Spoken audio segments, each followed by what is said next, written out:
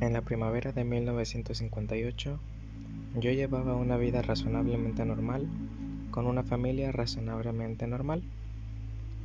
Vivíamos en el campo porque somos amantes de la naturaleza. La única actividad heterodoxa eran mis experimentos con datos extraídos durante el sueño, conmigo como sujeto principal. La primera señal de desviación de la norma se produjo un domingo por la tarde. Mientras mi familia estaba en la iglesia, efectué el experimento de escuchar una grabación en cinta en un medio muy aislado. Se trataba de forzar la concentración en una sola fuente, auditiva, de señales inteligentes que reducía la entrada de señales de los demás sentidos. El éxito vendría medido por el gran grado de retentiva y recuerdo. Escuché la cinta aislada de otros sonidos y estímulos visuales. No contenía sugerencias insólitas ni difíciles. Vista retrospectivamente, la sugerencia más clara era la de recordar todo cuanto sucedía durante el ejercicio de relajación. La cinta siguió su curso sin nada particular. Me acordaba de todo porque había sido producto de mis propios esfuerzos y, por lo tanto, me resultaba familiar. Quizás sea demasiado, puesto que en mi caso no era posible recordar ningún material original nuevo. Esta técnica tendría que utilizarse con otro sujeto. Cuando volvió mi familia, tomamos un desayuno a base de huevos revueltos y bacon. Sentados en la mesa tuvimos alguna discusión intrascendente sin relación alguna con el problema. Poco más de una hora después, me entró un fuerte dolor en el diafragma o plexo solar, justo debajo de la caja torácica. Era un dolor persistente.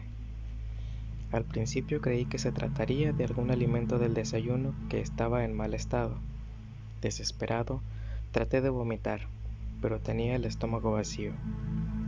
Los demás miembros de mi familia, que habían tomado la misma comida que yo, no sentían en cambio ninguna molestia. Intenté hacer ejercicio y caminar creyendo que se trataba de un músculo abdominal agarrotado. Apendicitis no era, porque me había quitado el apéndice. Podía respirar bien a pesar del dolor y mis pulsaciones eran normales. No sudaba ni tenía ningún tipo de síntoma aparte de la rigidez y el dolor de los músculos a la parte superior del abdomen. Se me ocurrió que tal vez podía habérmelo causado alguna relación con la grabación. No encontré nada raro al volver a escuchar la cinta, ni tampoco en la copia escrita de la que se había sacado. Seguí la sugerencia antes mencionada con el objeto de aliviar cualquier otra sugerencia inconsciente que hubiera podido recibir. No conseguí nada. Tal vez debería haber llamado inmediatamente al médico, pero no parecía nada serio ni empeoraba, aunque tampoco mejoraba, por lo que por fin decidimos llamar al doctor. Todos los médicos de la zona habían salido a jugar golf. El agarrotamiento y el dolor siguieron desde la 1:30 de la tarde hasta cerca de la medianoche. Ningún remedio casero me aliviaba. Poco después de las 12 de la noche me quedé dormido de puro agotamiento. A la mañana siguiente me desperté temprano, y el agarrotamiento y el dolor habían desaparecido. Notaba molestias musculares en toda la zona afectada, como después de haber tosido mucho, pero nada más. Sigo sin conocer cuál fue la causa del agarrotamiento. Lo menciono solo porque fue el primer suceso fuera de lo común, físico o lo que fuera, que se produjo. Visto retrospectivamente, quizá fuera el toque de una varita mágica o un mazo, aunque yo entonces no lo sabía. Unas 3 semanas más tarde tuvo lugar el segundo suceso importante. No había vuelto a experimentar con las grabaciones en cinta porque abrigaba serias sospechas de que el agarrotamiento tuviera alguna relación con ello. Por lo tanto, en principio no había nada que provocara el suceso. Esa otra ocasión sucedió un domingo por la tarde, cuando mi familia estaba en la iglesia. Me tumbé en el sofá y me invadió un ligero sueño mientras la casa estaba en silencio.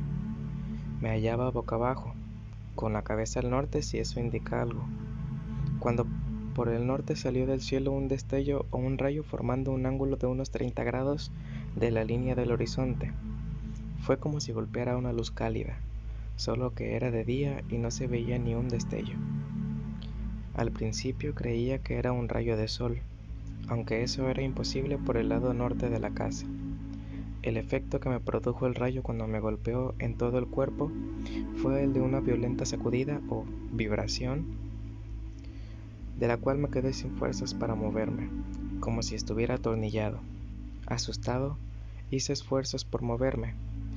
Era como forcejear con unas ataduras invisibles. A medida que fui logrando incorporarme en el sofá, la sacudida y la vibración se desvanecieron y pude moverme libremente. Me levanté y anduve un poco. No tenía conciencia de haber perdido el conocimiento, y el reloj dejaba claro que no transcurrieron más que unos segundos desde que estuve echado en el sofá. No había cerrado los ojos y había visto la habitación y oído los ruidos de la calle durante todo el episodio.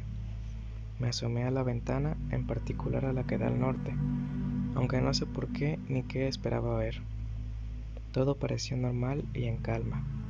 Salí a dar un paseo para pensar en aquella cosa tan extraña que había sucedido. Estos mismos hechos se repitieron 9 veces durante un mes y medio en momentos y lugares diferentes. El único elemento común era que empezaba nada más echarme a descansar o a dormir. En cuanto me esforzaba por incorporarme, la sacudida se desvanecía. Aunque mi cuerpo notaba la sacudida, yo no veía pruebas tangibles. Mis limitados conocimientos de medicina apuntaron a muchas posibles causas.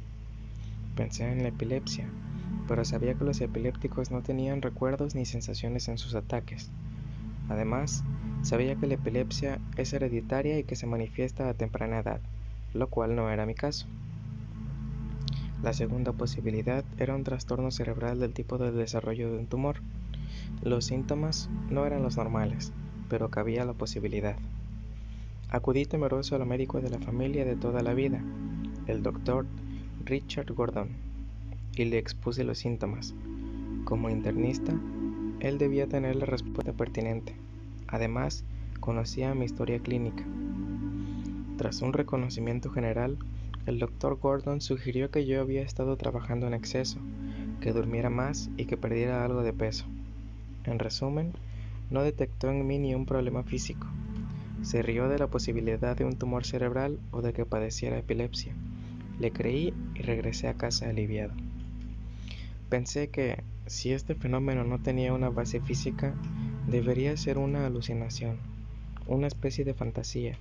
Por lo tanto, si volvía a producirse, lo observaría lo más objetivamente posible. Me hizo el favor de presentarse esa misma tarde. Empezó unos 2 minutos después de acostarme.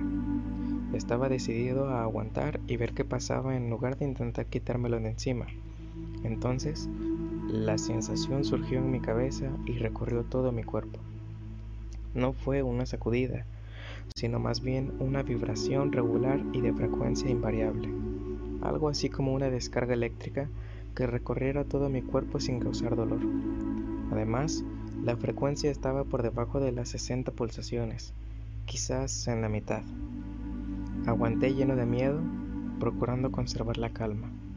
Seguía viendo la habitación, pero no podía oír gran cosa aparte del zumbido causado por las vibraciones. No sabía lo que iba a pasar, y no pasó nada. A los 5 minutos, la sensación se desvaneció y me levanté completamente normal.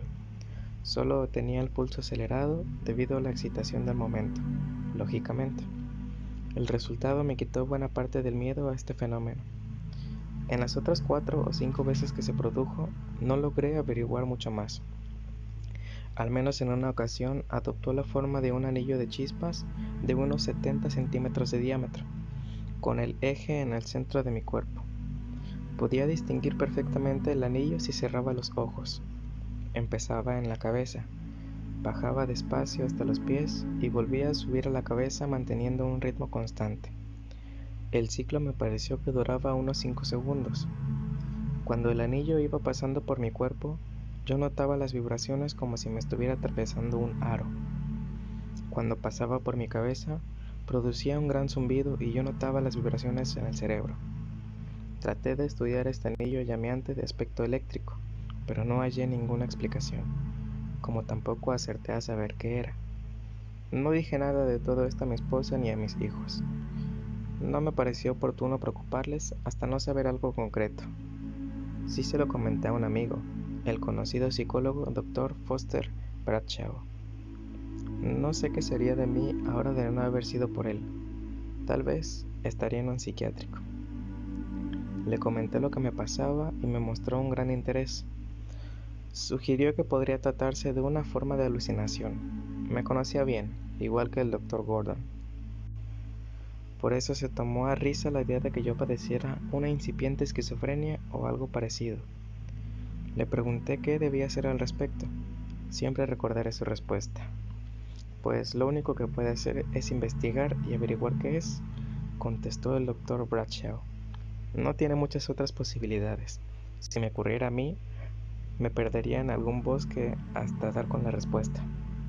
La diferencia era que me ocurría a mí y no al Dr. Bradshaw, y que yo no podía permitirme perderme en ningún bosque, ni literalmente ni en sentido figurado.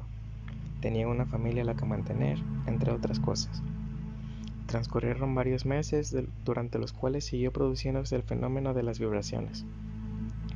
Casi llegó a convertirse en una rutina hasta una noche en la que estaba ya acostado y a punto de dormirme. Empezaron las vibraciones y aguardé pacientemente a que cesaran para poder dormir. Tenía el brazo que colgaba por el lado derecho de la cama, rozando la alfombra, con la punta de los dedos. Me puse a mover los dedos sin darme cuenta y vi que podía rascar la alfombra.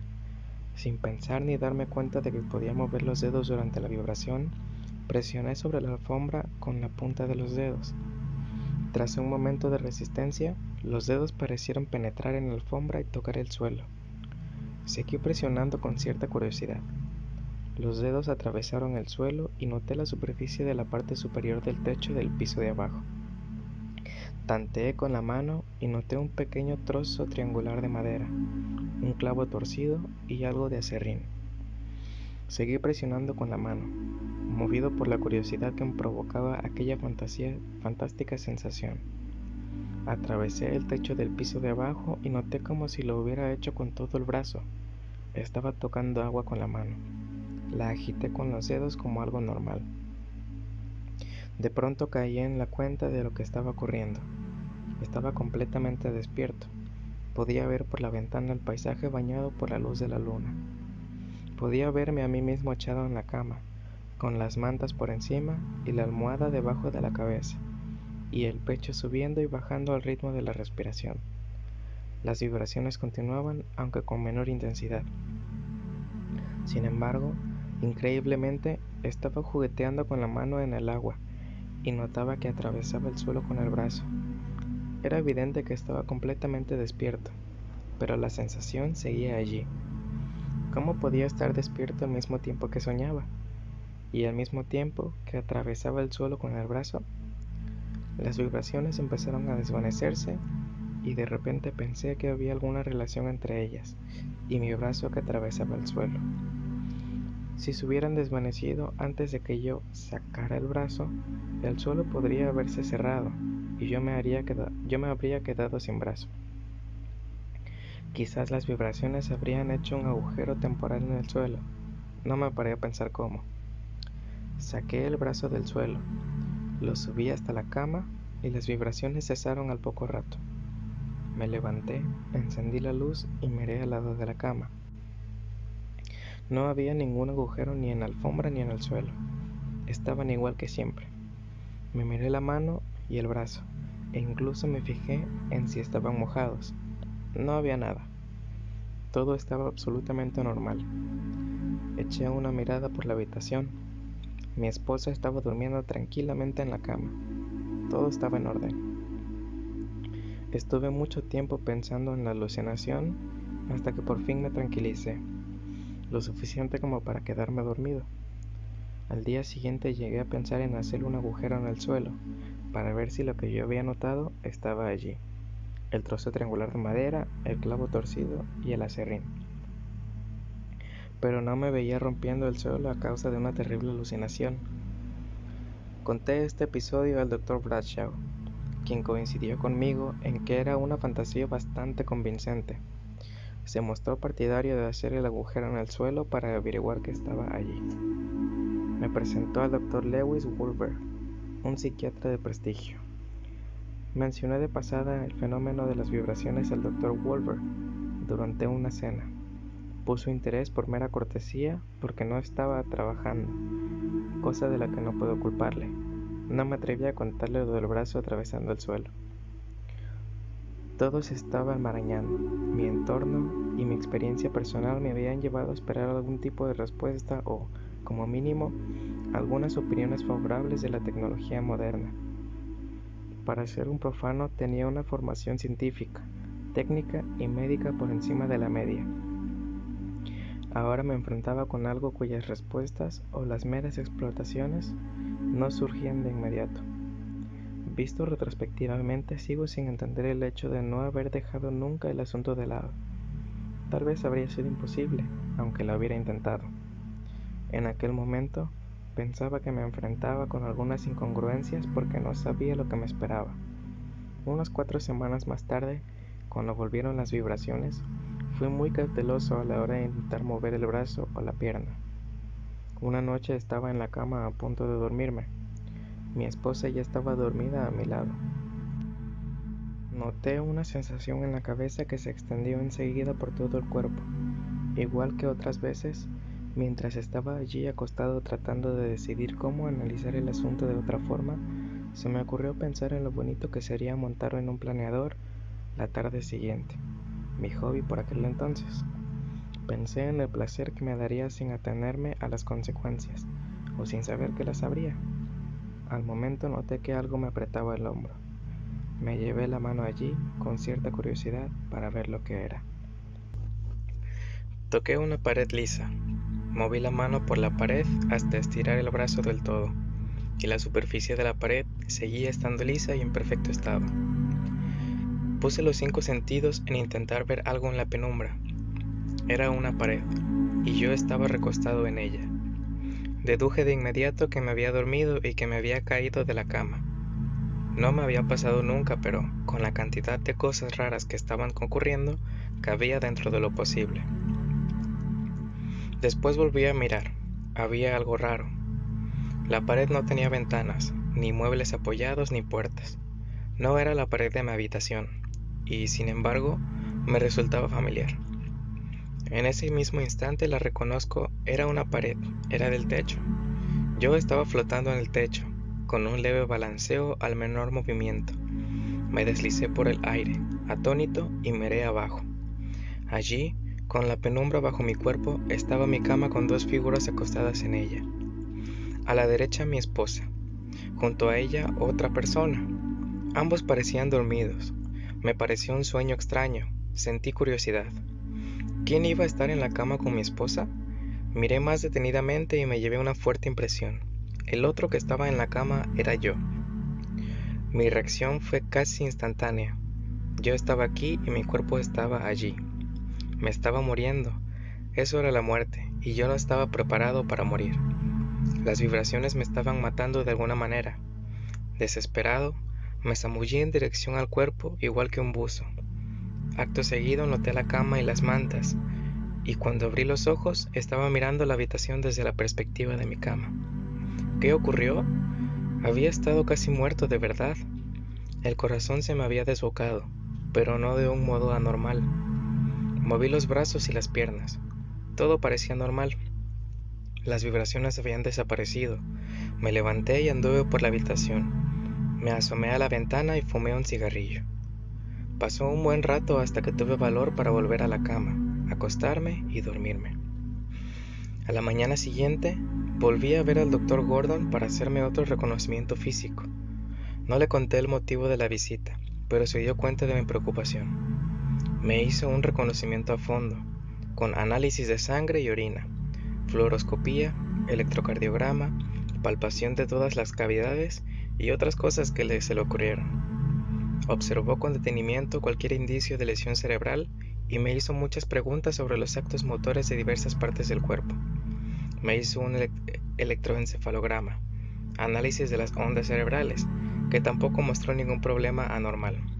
Al menos Nunca me habló de ninguno, y estoy seguro de que lo habría hecho si lo hubiera detectado. El doctor Gordon me dio unos tranquilizantes y me mandó a casa con la orden de perder peso, fumar menos y descansar más. Y dijo que, de tener algún problema, no era físico. Me reuní con el doctor Bradshaw, mi amigo psicólogo. Cuando le conté la historia no se mostró nada comprensivo.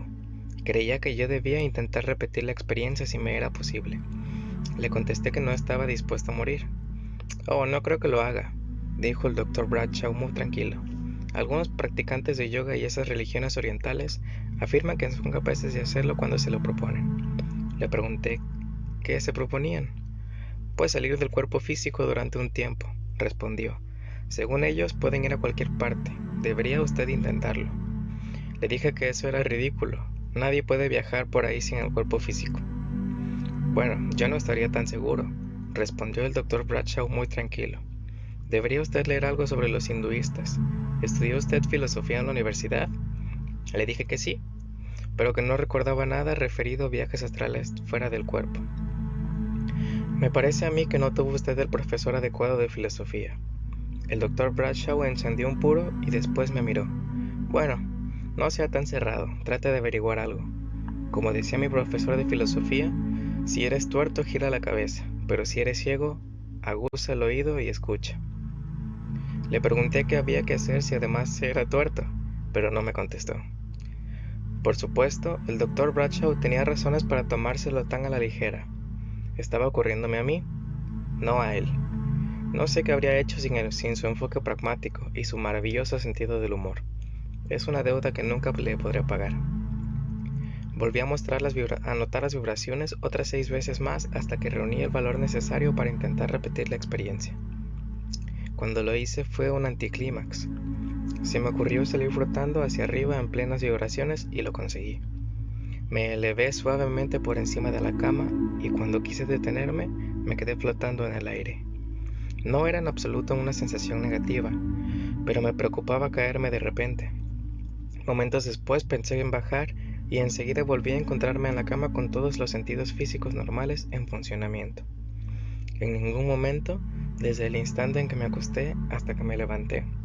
Una vez que desaparecieron las vibraciones, perdí la conciencia.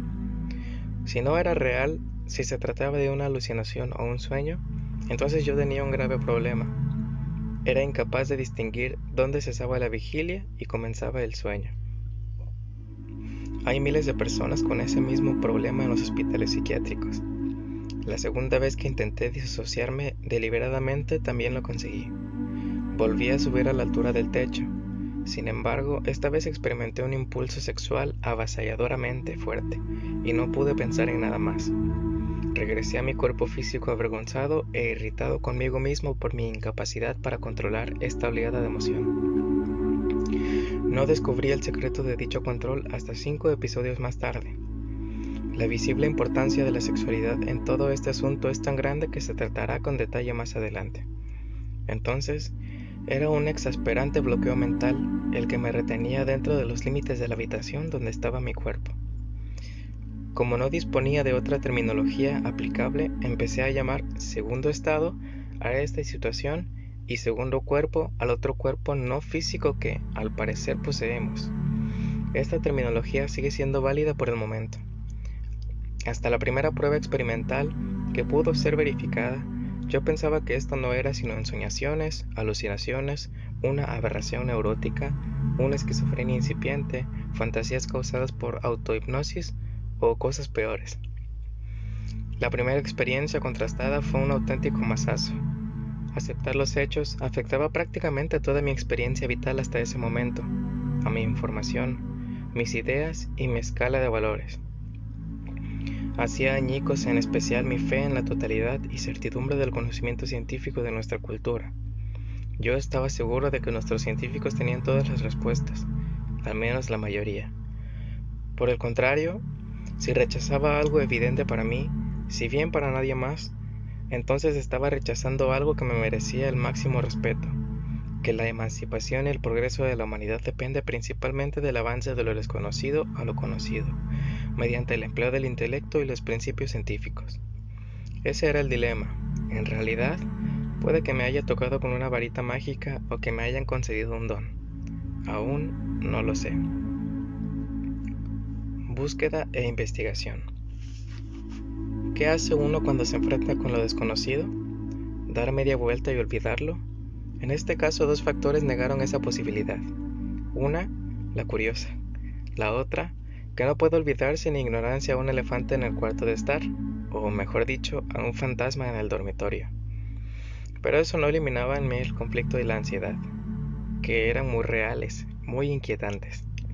Estaba fuera de toda duda el hecho de que me había dado mucho miedo, lo que pudiera ocurrirme si persistían estos fenómenos. Me preocupaba más la posibilidad de contraer una enfermedad mental que un deterioro físico. Había estudiado suficiente psicología y tenía bastantes amigos psicólogos y psiquiatras para albergar tales temores. Me daba miedo que me clasificaran igual que sus pacientes y que perdiera así la cercanía que otorga la igualdad, normalidad. Sería mucho peor con los amigos ajenos a la profesión, en la empresa y el vecindario. Me tacharían de anormal o psicótico, y eso podía afectar seriamente a mi vida y a la vida de las demás personas próximas a mí. Por último, parecía que era algo que debía mantener al margen de mi familia. No hacía ninguna falta que se preocuparan por mí. La necesidad ineludible de explicar ciertos actos extraños por mi parte fue lo único que me obligó a contárselo a mi esposa. Ella lo aceptó a regañadientes porque no le quedó más remedio, y de esa manera se convirtió en un testigo preocupado de incidentes y hechos en abierta contradicción con su formación religiosa. Los hijos eran entonces demasiado pequeños para entenderlo. Más adelante, este asunto se convirtió para ellos en algo cotidiano. Estando ya en la universidad, mi hija mayor me contó que una noche, después de que su compañera de habitación y ella hubieran echado una mirada por el dormitorio, dijo: «Papá, si estás ahí, creo que es mejor que te vayas ahora. Tenemos que desnudarnos para acostarnos». En ese momento yo estaba a 200 millas de ahí, tanto físicamente como de otras maneras. Fui acostumbrándome poco a poco a este extraño añadido a mi vida. Cada vez iba siendo más capaz de controlar sus movimientos. En cierto sentido se había convertido en algo útil. No tenía ganas de perdérmelo. El misterio de su sola presencia había incitado mi curiosidad. Mis temores no se disiparon aun cuando había llegado a la conclusión de que no existía una causa fisiológica y de que yo no estaba peor de la cabeza que los demás. Pero seguía siendo un defecto, enfermedad o deformidad que había que esconder de las personas normales. No podía hablar con nadie del problema, aparte de alguna que otra visita al Dr. Bradshaw. Otra posible solución era recurrir a alguna forma de psicoterapia, pero un año, o 5 o 10, de entrevistas diarias al precio de miles de dólares no auguraba resultados muy efectivos. Al principio me sentí muy solo, hasta que por fin comencé a experimentar la necesidad de ir tomando notas de cada suceso. Asimismo, inicié lecturas en áreas de estudio descuidadas, hacía mucho tiempo por el rumbo que había dado a mi vida. La religión no había influido mucho en mi pensamiento, aun cuando parecía ser el único cuerpo de escritos y conocimiento de hombre en el que podía buscar respuestas. Aparte de haber ido a la iglesia de pequeño y alguna que otra vez con un amigo, la iglesia y la religión habían significado poco para mí. De hecho, no había pensado mucho en estos asuntos sencillamente porque no despertaban mi interés. Encontré vagas referencias y generalidades en mi lectura superficial de las filosofías y religiones occidentales antiguas y actuales. En algunas hallé intentos de describir o explicar fenómenos similares, particularmente en la Biblia y en los algunos autores cristianos, aun cuando no señalaban causas ni remedios específicos. El mejor consejo consistía en orar, meditar, ayunar, ir a la iglesia, confesar los pecados, aceptar la Santísima Trinidad, creer en el Padre, el Hijo y el Espíritu Santo, resistir al mal o no resistir ningún mal y entregarme a Dios. Todo esto no hizo sino agudizar el conflicto. Según la historia religiosa, si esta cosa nueva en mi vida era buena, es decir, un don, entonces, evidentemente era algo propio de los santos, o al menos del estereotipo de los santos. Me di cuenta de que la santidad quedaba fuera de mi alcance. Si esta nueva cosa era mala, entonces era obra del demonio, o por lo menos de un demonio que intentaba poseerme y disponer de mí, y que debía, por lo tanto, ser exorcizado. Los ministros ortodoxos a la religión organizada, a quienes visité, aceptaron cortésmente este último punto de vista con distintos matices. Me dio la sensación de que yo les parecía peligroso y herético. Se quedaban preocupados. En las regiones orientales hallé más aceptación de la idea, tal como había vaticinado el Dr. Bradshaw. Hablaban mucho de la existencia de un cuerpo no físico, aunque semejante estado era fruto de un gran desarrollo espiritual. Solo los maestros, gurús y otros hombres santos muy ejercitados tenían la capacidad de abandonar temporalmente el cuerpo para tener experiencias místicas indescriptibles. No daban detalle ni explicaciones pragmáticas de en qué consistía ese desarrollo espiritual.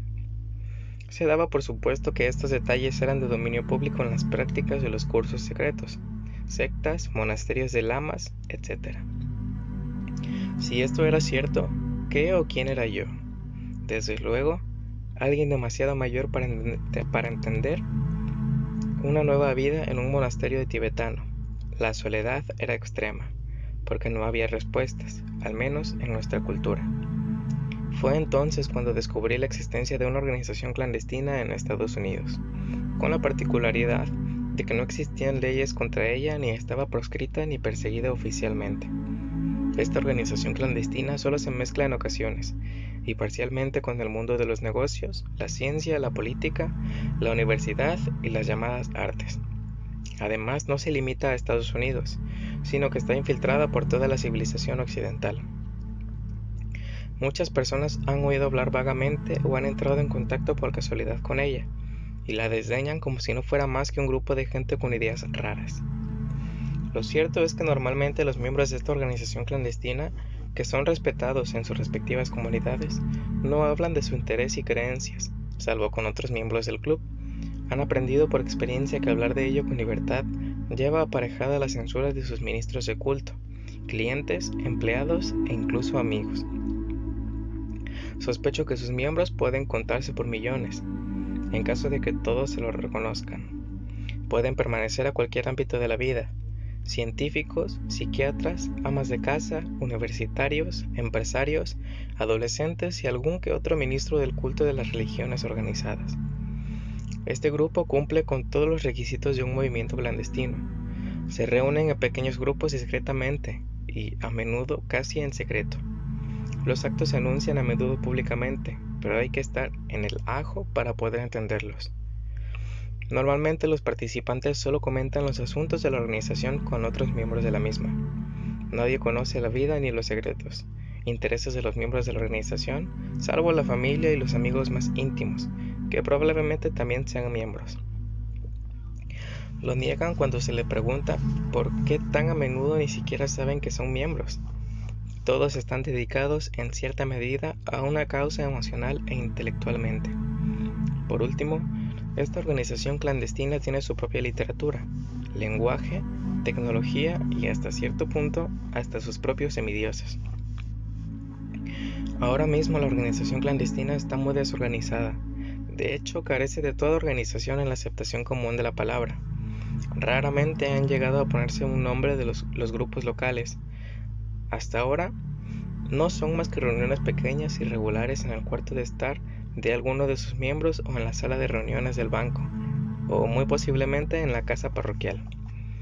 Este grupo de personas se ampara en la oscuridad y parece tener muy diversas orientaciones, si bien todos comparten idéntico objetivo. Sin embargo, los miembros acaban inevitablemente conociendo a otros miembros cuando viajan a otra ciudad. Tal como sucede en otros movimientos clandestinos, no se planifica, simplemente sucede. ¿Quiénes integran la organización clandestina? En primer lugar, los profesionales. Para empezar, los parapsicólogos, que son muy pocos. Son personas con doctorados de universidades reconocidas, que han dirigido públicamente investigaciones sobre la pez. El más famoso es el Dr. J. B. Rhine, de la Duke University, que dirigió y elaboró durante unos 30 años test de ficha, de probabilidades estadísticas. Afortunadamente para 64, logró demostrar estadísticamente que la pez es un hecho. Los psicólogos y psiquiatras de Estados Unidos pusieron en duda sus conclusiones y la mayoría no las aceptó.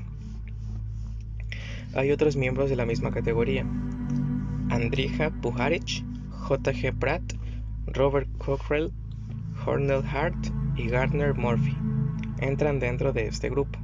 Son nombres familiares para los miembros de la organización. El espectro profesional cubre toda la gama, desde los parapsicólogos hasta los quirománticos callejeros que afirman ser gitanos o indios de Nueva Delhi y cobran $5 por una lectura, entre comillas, rápida de repertorio en 5 minutos. Sus áreas de interés son muy variadas, aunque están interconectadas de una u otra forma por vínculos de creencias comunes. El grupo de seguidores de la organización clandestina busca información y orientación en los profesionales y les rinde algo parecido al culto a los héroes.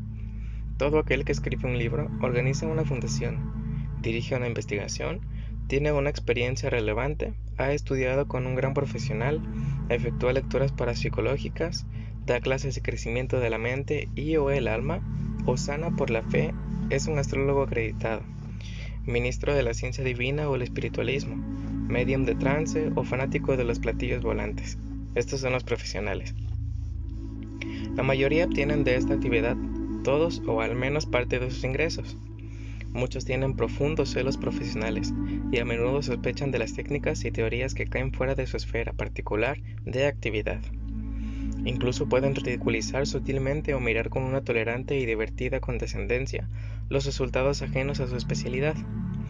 Esto podría explicar bien por qué no hay organización en clandestinidad. Sin embargo, a pesar de ellos mismos, los profesionales se sienten atraídos unos a otros. Lo imponen sus intereses comunes. No hay nadie más con quienes puedan compartir sus pensamientos y experiencias en condiciones de igualdad y conocimientos. Con esto no se pretende desacreditar ni descalificar a los profesionales. Son un grupo de personas absolutamente fascinante y maravilloso.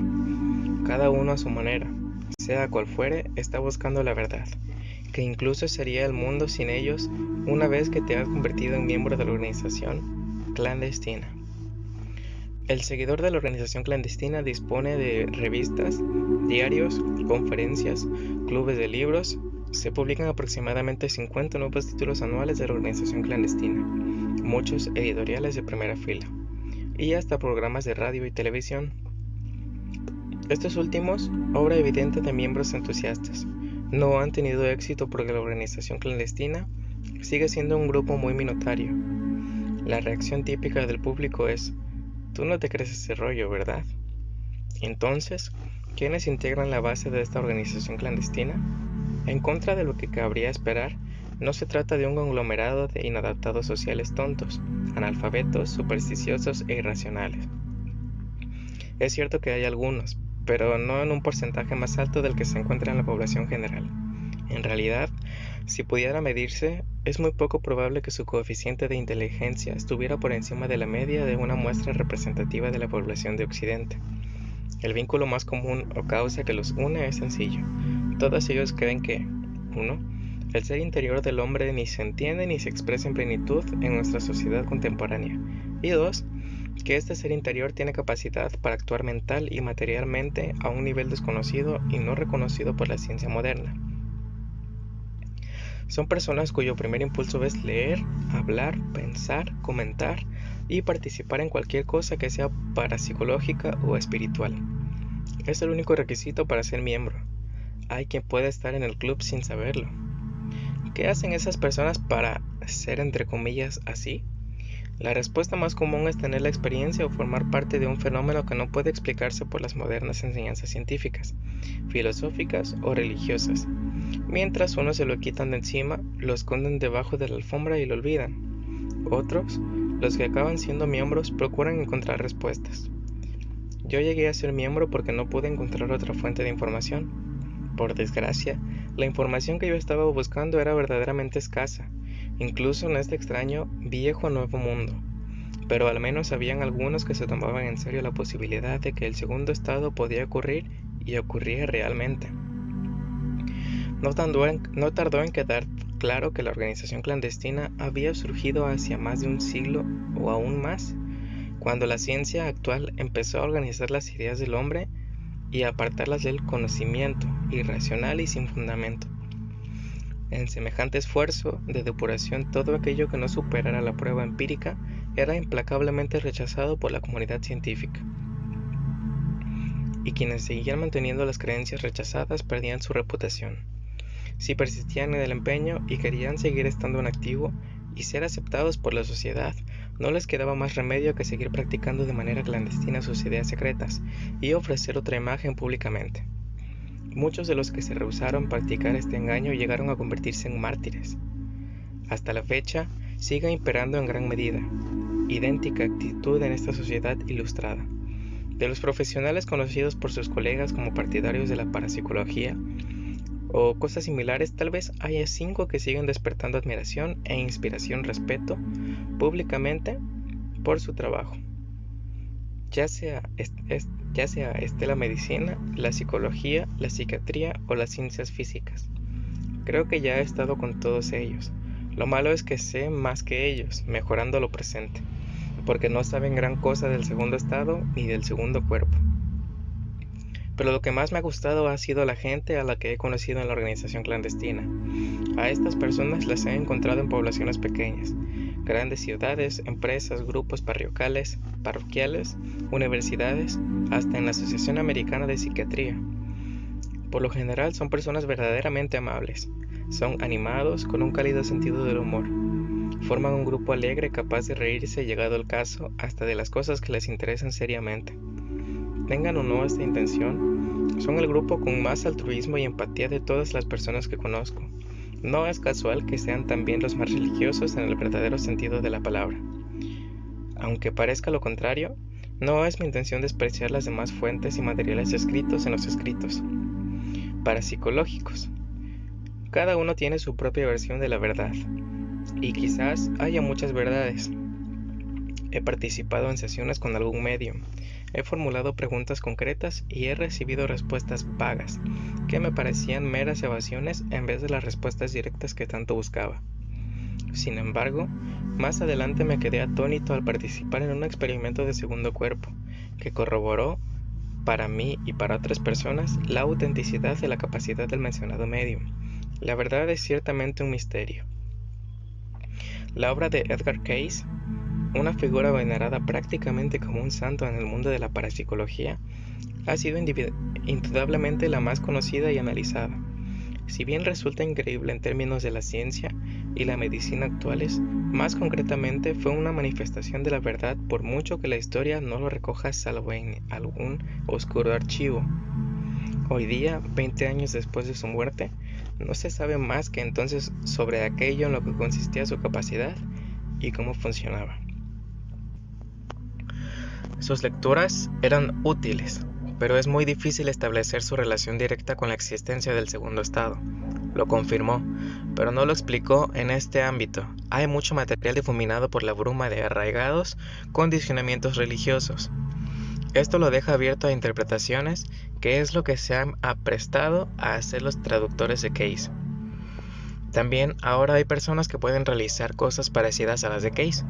Una de ellas hizo un informe físico bastante acertado de mí y proporcionó algunos datos generales de mis actividades en el segundo estado, que no fueron ni esclarecedoras ni demostrables. Por eso no fue óbice para que me convencieran de la validez de sus capacidades. Otra verdad, para mí y para otros participantes, pero no respuestas directas utilizables ante un tribunal.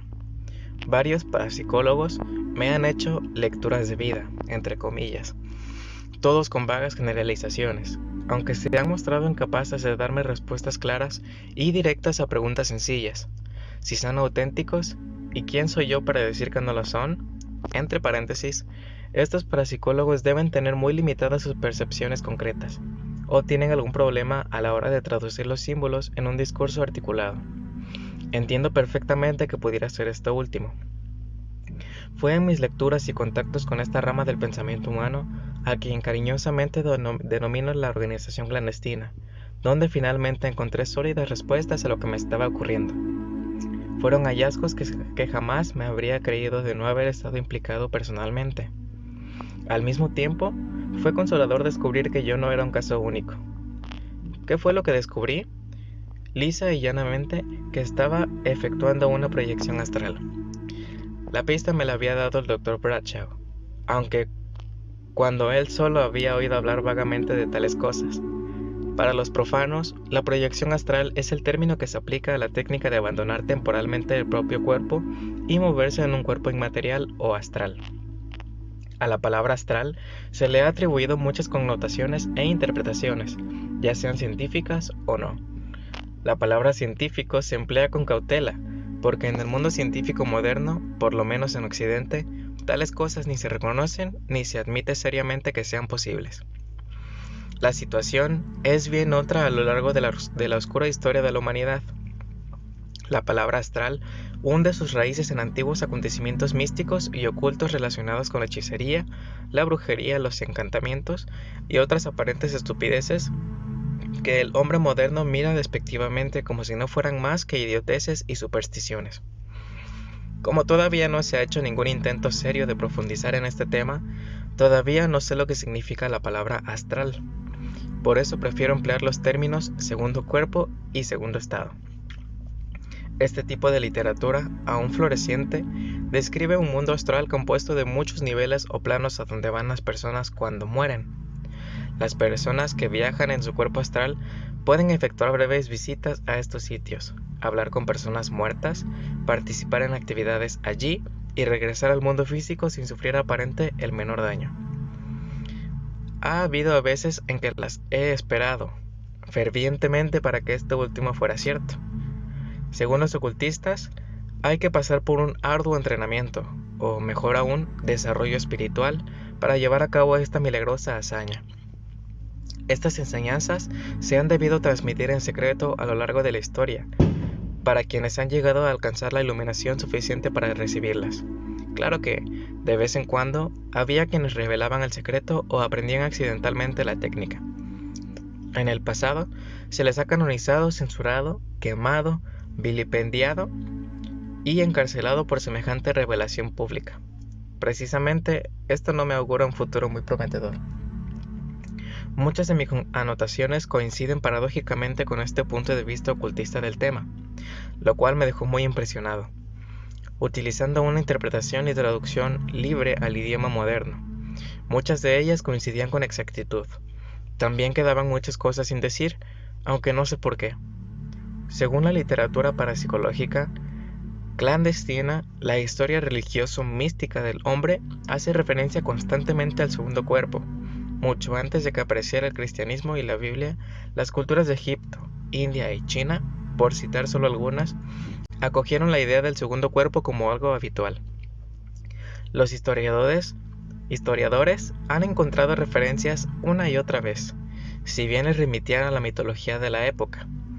Leyendo la Biblia desde este punto de vista, la creencia en el segundo cuerpo se confirma en numerosas ocasiones, tanto en el Antiguo como en el Nuevo Testamento.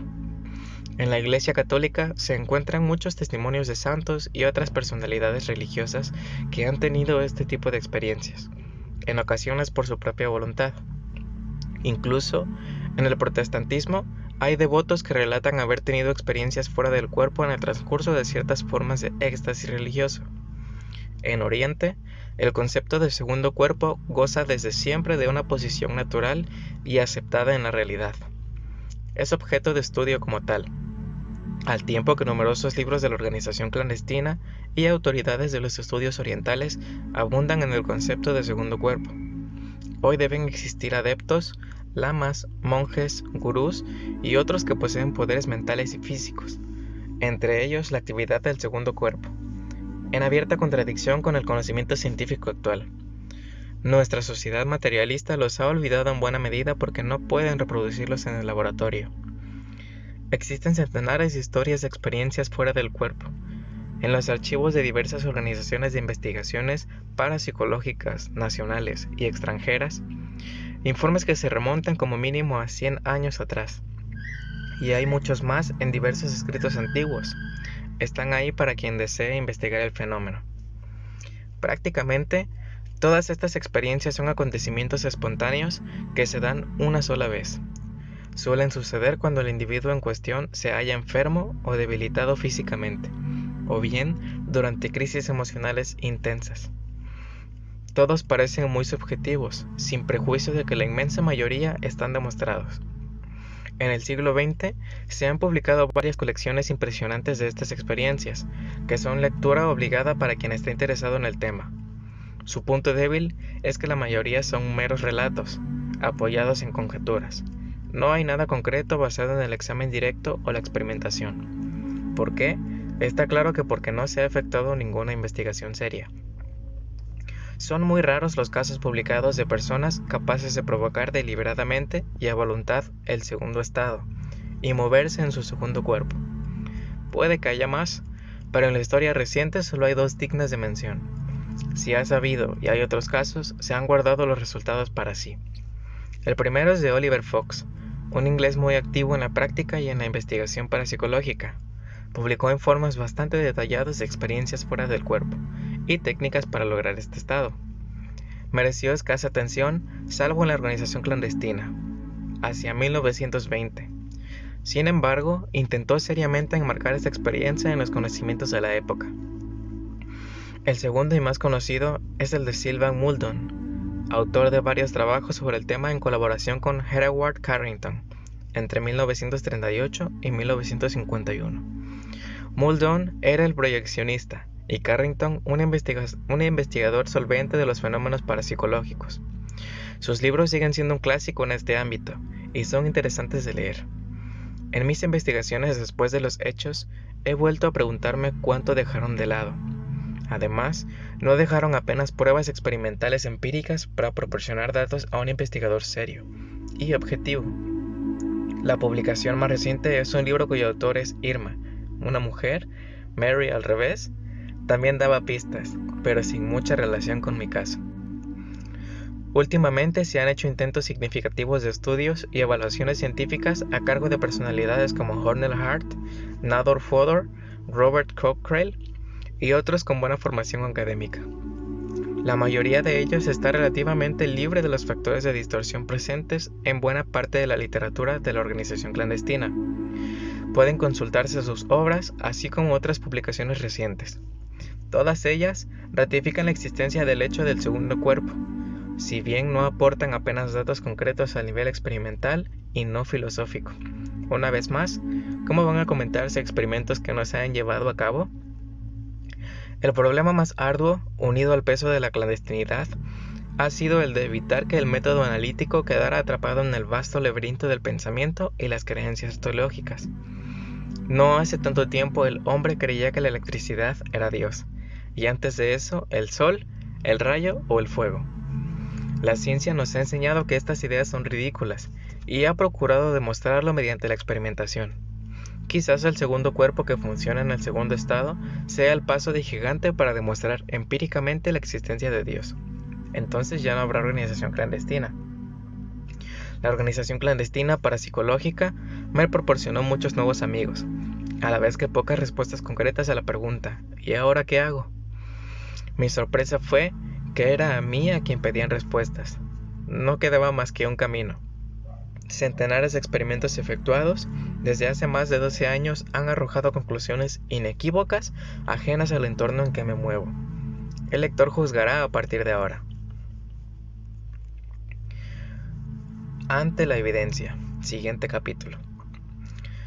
Una tarde de otoño de 1964 se celebró una reunión interesante en Los Ángeles. Asistieron unas 20 personas, entre las que se encontraban psiquiatras, psicólogos y científicos, además de yo mismo. Fue una reunión muy gratificante.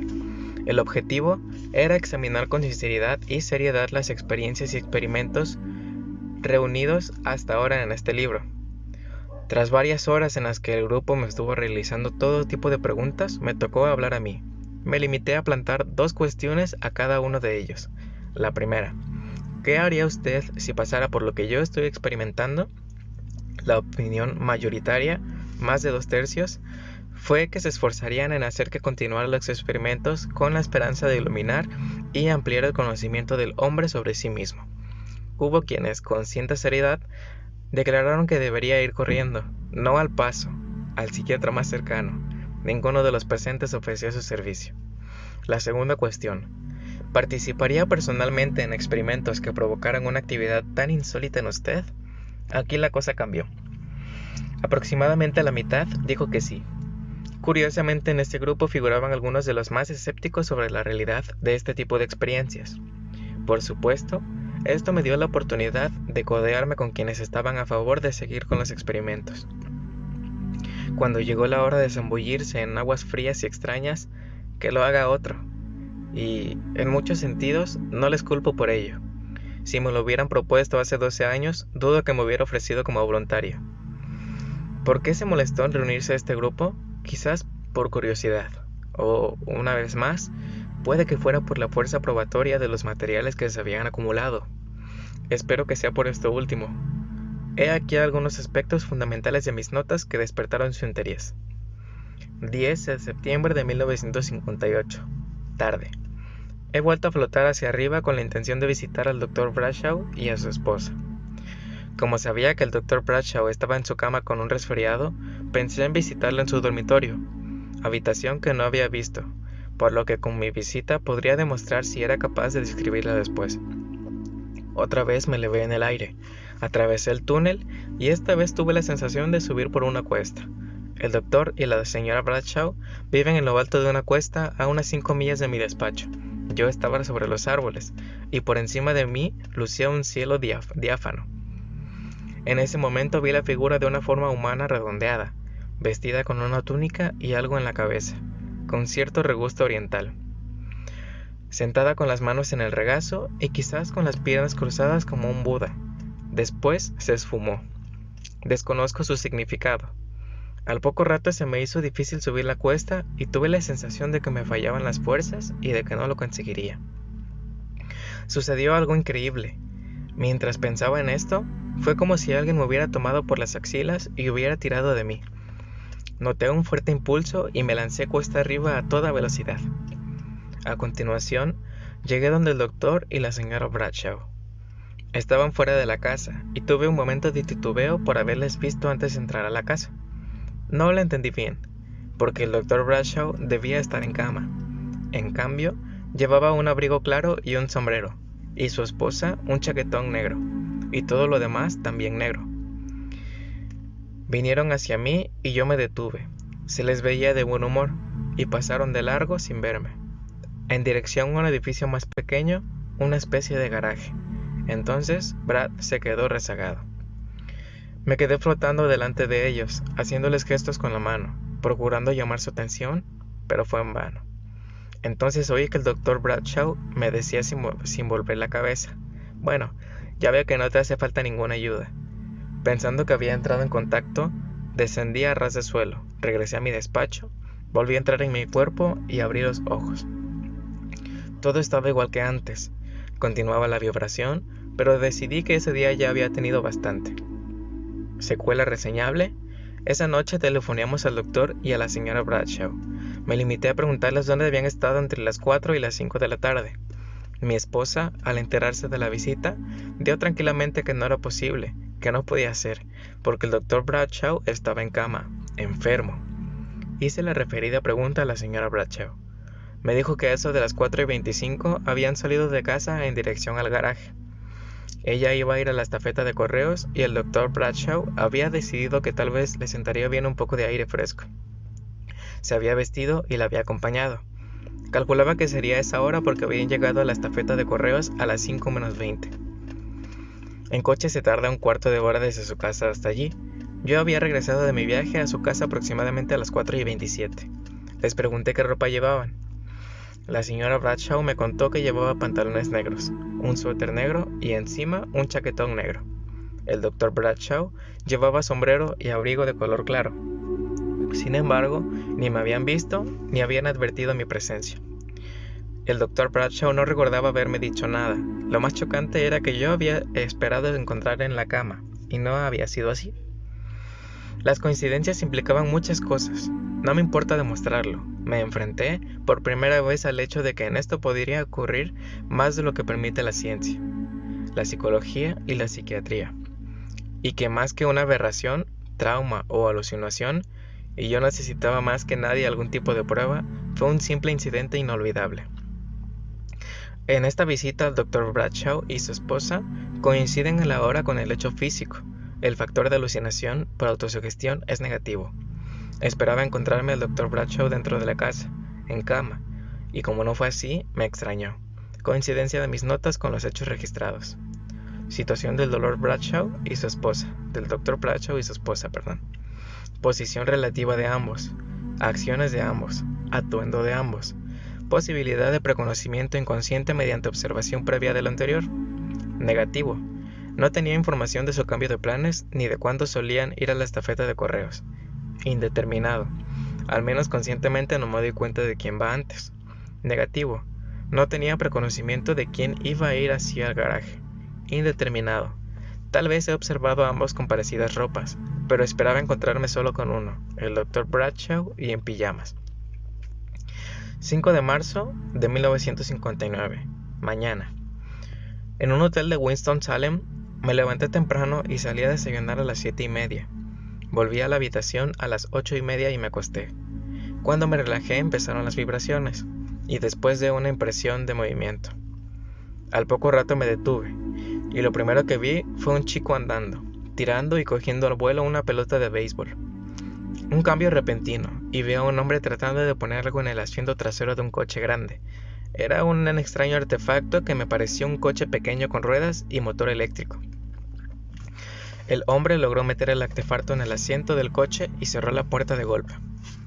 Otro cambio repentino y estoy de pie al lado de una mesa. Habían varias personas sentadas a la mesa, que estaba llena de platos. Una persona estaba repartiendo lo que parecían unos grandes naipes blancos a las demás. Me extrañó que jugaran a las cartas en una mesa llena de platos, y aún más el tamaño y la blancura de extraordinarios de los naipes. Otro cambio repentino y estaba a unos 500 pies por encima de las calles de la ciudad, buscando mi casa. Entonces localicé la antena de la emisora de radio y me acordé de que el motel quedaba cerca. Estaba ya en mi cuerpo, prácticamente en un instante. Me incorporé y miré a mi alrededor. Todo parecía normal. ¿Secuela reseñable? Esa misma noche visité a unos amigos, el señor y la señora Vanson, en su casa. Estaban más o menos al tanto de mis actividades, y se supone de pronto que los acontecimientos de la mañana tenían que ver con ellos. Les pregunté por su hijo. Ellos le hicieron venir a la sala y le pregunté dónde había estado entre las 8:30 y las 9:30 de la mañana. Me dijo que estaba en el camino del colegio. Le pregunté más concretamente qué había hecho en ese rato. Me contestó que había ido tirando la pelota de béisbol al aire y cogiéndola al vuelo. Aunque le conocía bien, no sabía que le gustara el béisbol, aunque era lo más normal. Acto seguido les conté lo del coche. El señor Vanson se quedó asombrado. Me contó que esa misma hora había metido un generador Van de Graaff en el asiento trasero del coche. El generador era un extraño artefacto con ruedas, motor eléctrico y una plataforma. Me lo enseñó. Era curioso ver físicamente algo que únicamente había observado desde el segundo cuerpo. Después le hablé de la mesa y de los grandes naipes blancos. En ese momento su esposa se puso nerviosa. Al parecer, esa mañana se habían levantado tarde y por primera vez en 2 años había repartido el correo en la mesa del desayuno. Grandes naipes blancos. Esto les dejó muy inquietos y estoy seguro de que no estaban de gusto conmigo. En mi visita matutina a la familia Vanson coincide la hora con los hechos. Alucinación por autosugestión, negativo. La visita no era intencionadamente consciente, aunque es posible que hubiera una motivación inconsciente. Coincidencia entre mis notas y los hechos registrados. Hijo por la calle tirando la pelota al aire. El señor Vanson en el coche. Acciones del señor Vanson en el coche. Artefacto que tenía en el coche. Acción de la señora Vanson, reparto de cartas. Tamaño y color de blanco de las cartas. Platos encima de la mesa. Posibilidad del preconocimiento inconsciente mediante observación previa del anterior, negativo. No sabía que al hijo le gustara el béisbol ni conocía sus actividades habituales. Negativo. No sabía lo que había hecho el señor Vanson en el coche por la mañana, y lo que contó no formaba parte de sus rutinas diarias. Negativo. Se ha dicho que actos como cargar el coche no formaban parte de sus rutinas, por lo tanto no podía ser parte de los hábitos preobservados en el señor Vanson. Indeterminado. Puede que hubiera observado el artefacto previamente, pero no en ese sitio. Negativo. No forma parte de un recuerdo preobservado, porque la acción de la señora Vanson no era hábito. Repartir el correo en la mesa era insólito. Negativo. Por las razones dadas, además de repartir el correo en la mesa, no sea un hábito, esta acción fue mal interpretada. Vamos a leer el último punto de esta historia. Indeterminado. Aquí podría haberse aplicado la preobservación a la familia Vanson porque había desayunado varias veces con ellos. 12 de octubre de 1960. Noche. Los resultados son muy contradictorios, por lo que creo que deben exponerse con detalle. En nuestros intentos de dar con alguna respuesta en alguna parte, habíamos entrado en contacto con la señora M, quien al parecer tenía poderes como medium. Tengo y sigo teniendo por ella la mayor consideración como persona de gran amabilidad e integridad. Sin embargo, en 2 sesiones en las que participé, saqué la impresión de que la señora M, aunque era muy sincera, mostraba una especie de doble personalidad cuando se ponía en trance. Las guías que se apoderaban de su cuerpo y hablaban a través de sus cuerdas vocales, para mí no eran más que manifestaciones de esto. No estoy diciendo que piense que la señora M creara deliberadamente este engaño, sino que se producía como resultado de un estado hipnótico autoinducido, y desde luego ella no era consciente de que así fuera. Estaba seguro de que la señora M no quería engañar en absoluto. No era ni es de esa clase de personas. Lo que me dejó poco convencido fue que recibí respuestas evasivas cuando pregunté a sus guías, su marido ya fallecido y un indio americano. Todo lo más, lo descubrirá a través de sus propias fuentes. Por aquel entonces me pareció simplemente un modo de eludir una respuesta que podía verificarse de otras formas. Es importante que destaque mi completo escepticismo acerca de la señora M y sus guías. Sin embargo, lo ocurrido anoche y el relato de hoy me confunden mucho. R.G., una amiga de la señora M, había sugerido que visitara una sesión dirigida por la misma en un piso de Nueva York, el viernes por la noche. Accedí sin mucho convencimiento, porque lo cierto es que no estaba seguro de que fuera posible. Francamente, cuando llegó el viernes la sesión se me había ido de la cabeza, al menos de manera consciente. Esto es lo que pasó. Tras una velada normal en mi casa, mi esposa y yo subimos a acostarnos a eso de las 11:30. Mi esposa se quedó dormida casi inmediatamente, como pude deducir por su respiración pausada y profunda. Estando acostado, lógicamente muy relajado y posiblemente medio dormido, noté de pronto un frío sepulcral, y me dio un escalofrío. Miré por la ventana en la oscuridad, temeroso y a la vez fascinado. No sé qué esperaba, pero en el pasillo del salón había una figura fantasmal blanca. Tenía el típico aspecto de un fantasma, unos 2 metros de altura y algo parecido a una sábana envolviéndole de la cabeza a los pies. Tenía una mano apoyada en la jamba de la puerta.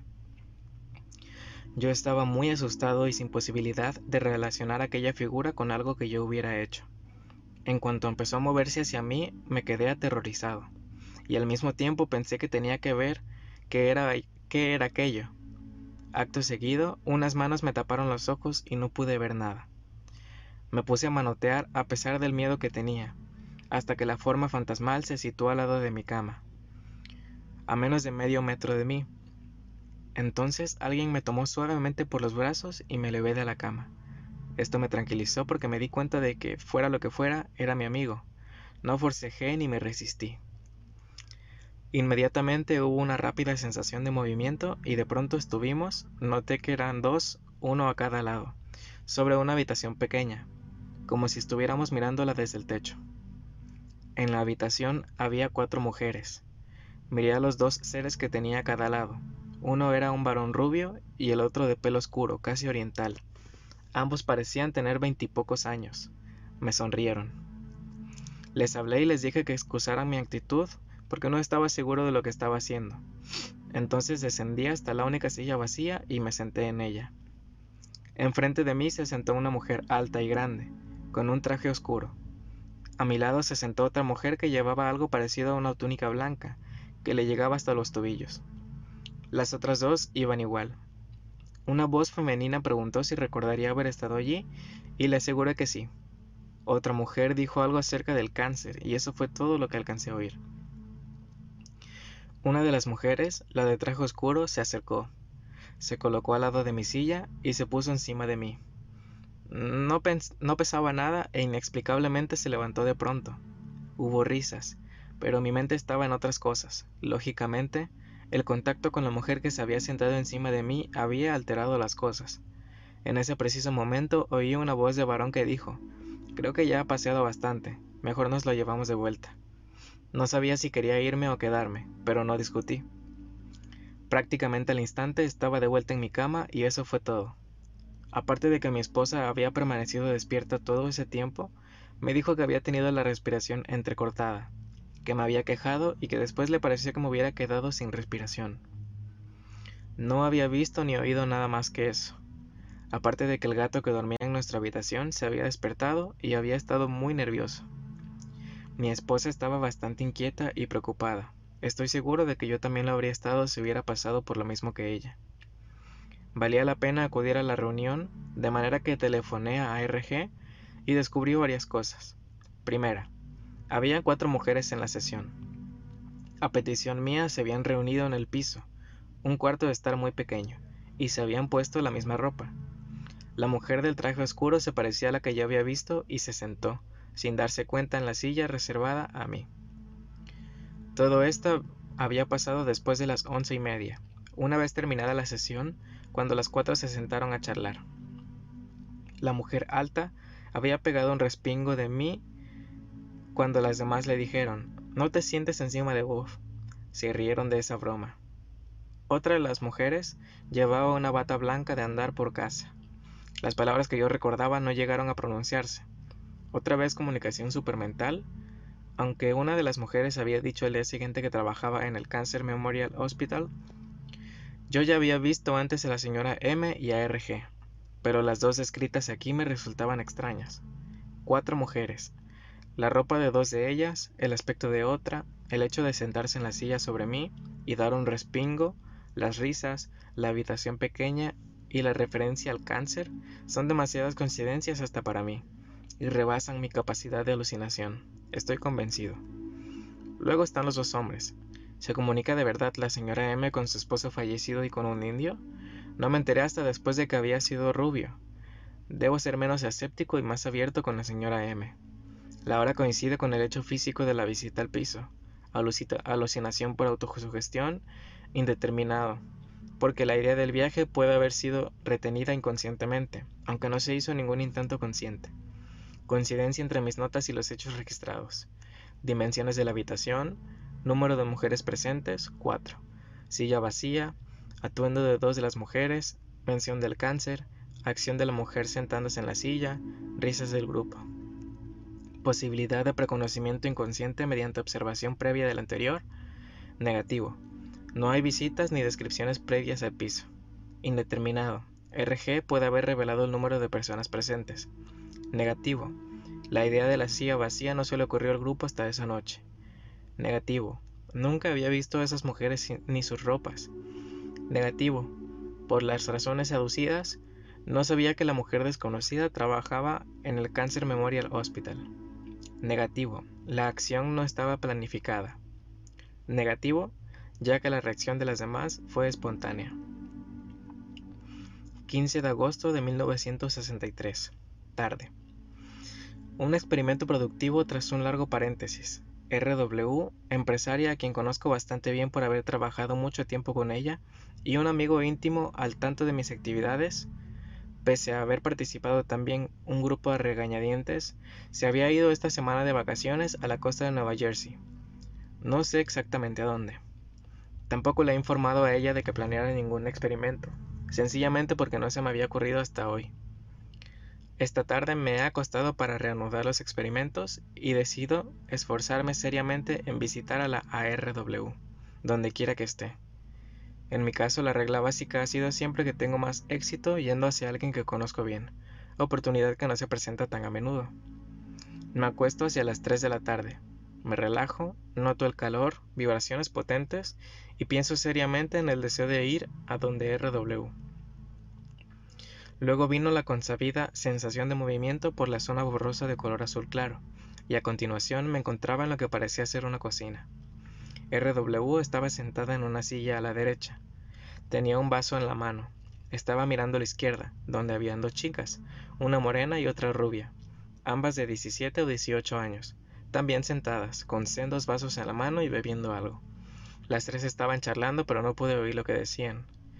Primero me acerqué a las dos chicas y me puse delante de ellas, aunque no conseguí llamarles la atención. Entonces me volví a RW y le pregunté si sabía que estaba allí. «Oh, sí sé que estás aquí», contestó mentalmente o mediante comunicación supermental porque seguía charlando con las otras dos chicas. Le pregunté si estaba segura de que iba a acordarse de que yo había estado allí. «Oh, seguro me acordaré», fue su respuesta. Le dije que esta vez iba a procurar que se acordara. «Me acordaré, seguro que sí», dijo RW simultáneamente con la conversación oral. Insistí en que no estaba seguro de que se acordara y en que iba a pellizcarle. «Oh, no va a hacer falta, me acordaré», se apresuró a decir RW. Le dije que tenía que estar seguro, de manera que me acerqué e intenté pellizcarle, suavemente, creo. Le pellizqué en el costado, justo encima de las caderas y debajo de la caja torácica. Ella dejó escapar un fuerte «¡ay!» y yo retrocedí algo sorprendido. La verdad es que no esperaba poder pellizcarle de verdad. Satisfecho por haber causado al menos cierta impresión, di media vuelta y me marché. Pensé en lo físico y regresé prácticamente al instante. Me levanté y me dirigí a la máquina de escribir donde estoy ahora. RW no volverá hasta el lunes, y entonces podré determinar si establecí contacto o si fue otro fallo inidentificable. Hora de regreso, las 4:25. Secuela reseñable, hoy es martes, ya han pasado 3 días del experimento. RW se reincorporó al trabajo ayer y le pregunté qué había estado haciendo el sábado por la tarde, entre las 3 y las 4. Sabedora de por qué se lo preguntaba, dijo que tendría que pensarlo y que me lo diría el martes. Esto es lo que me ha contado.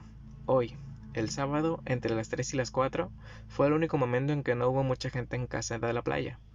Estuvo a solas por primera vez con su sobrina, pelo oscuro, unos 18 años, y una amiga de esta, rubia de la misma edad.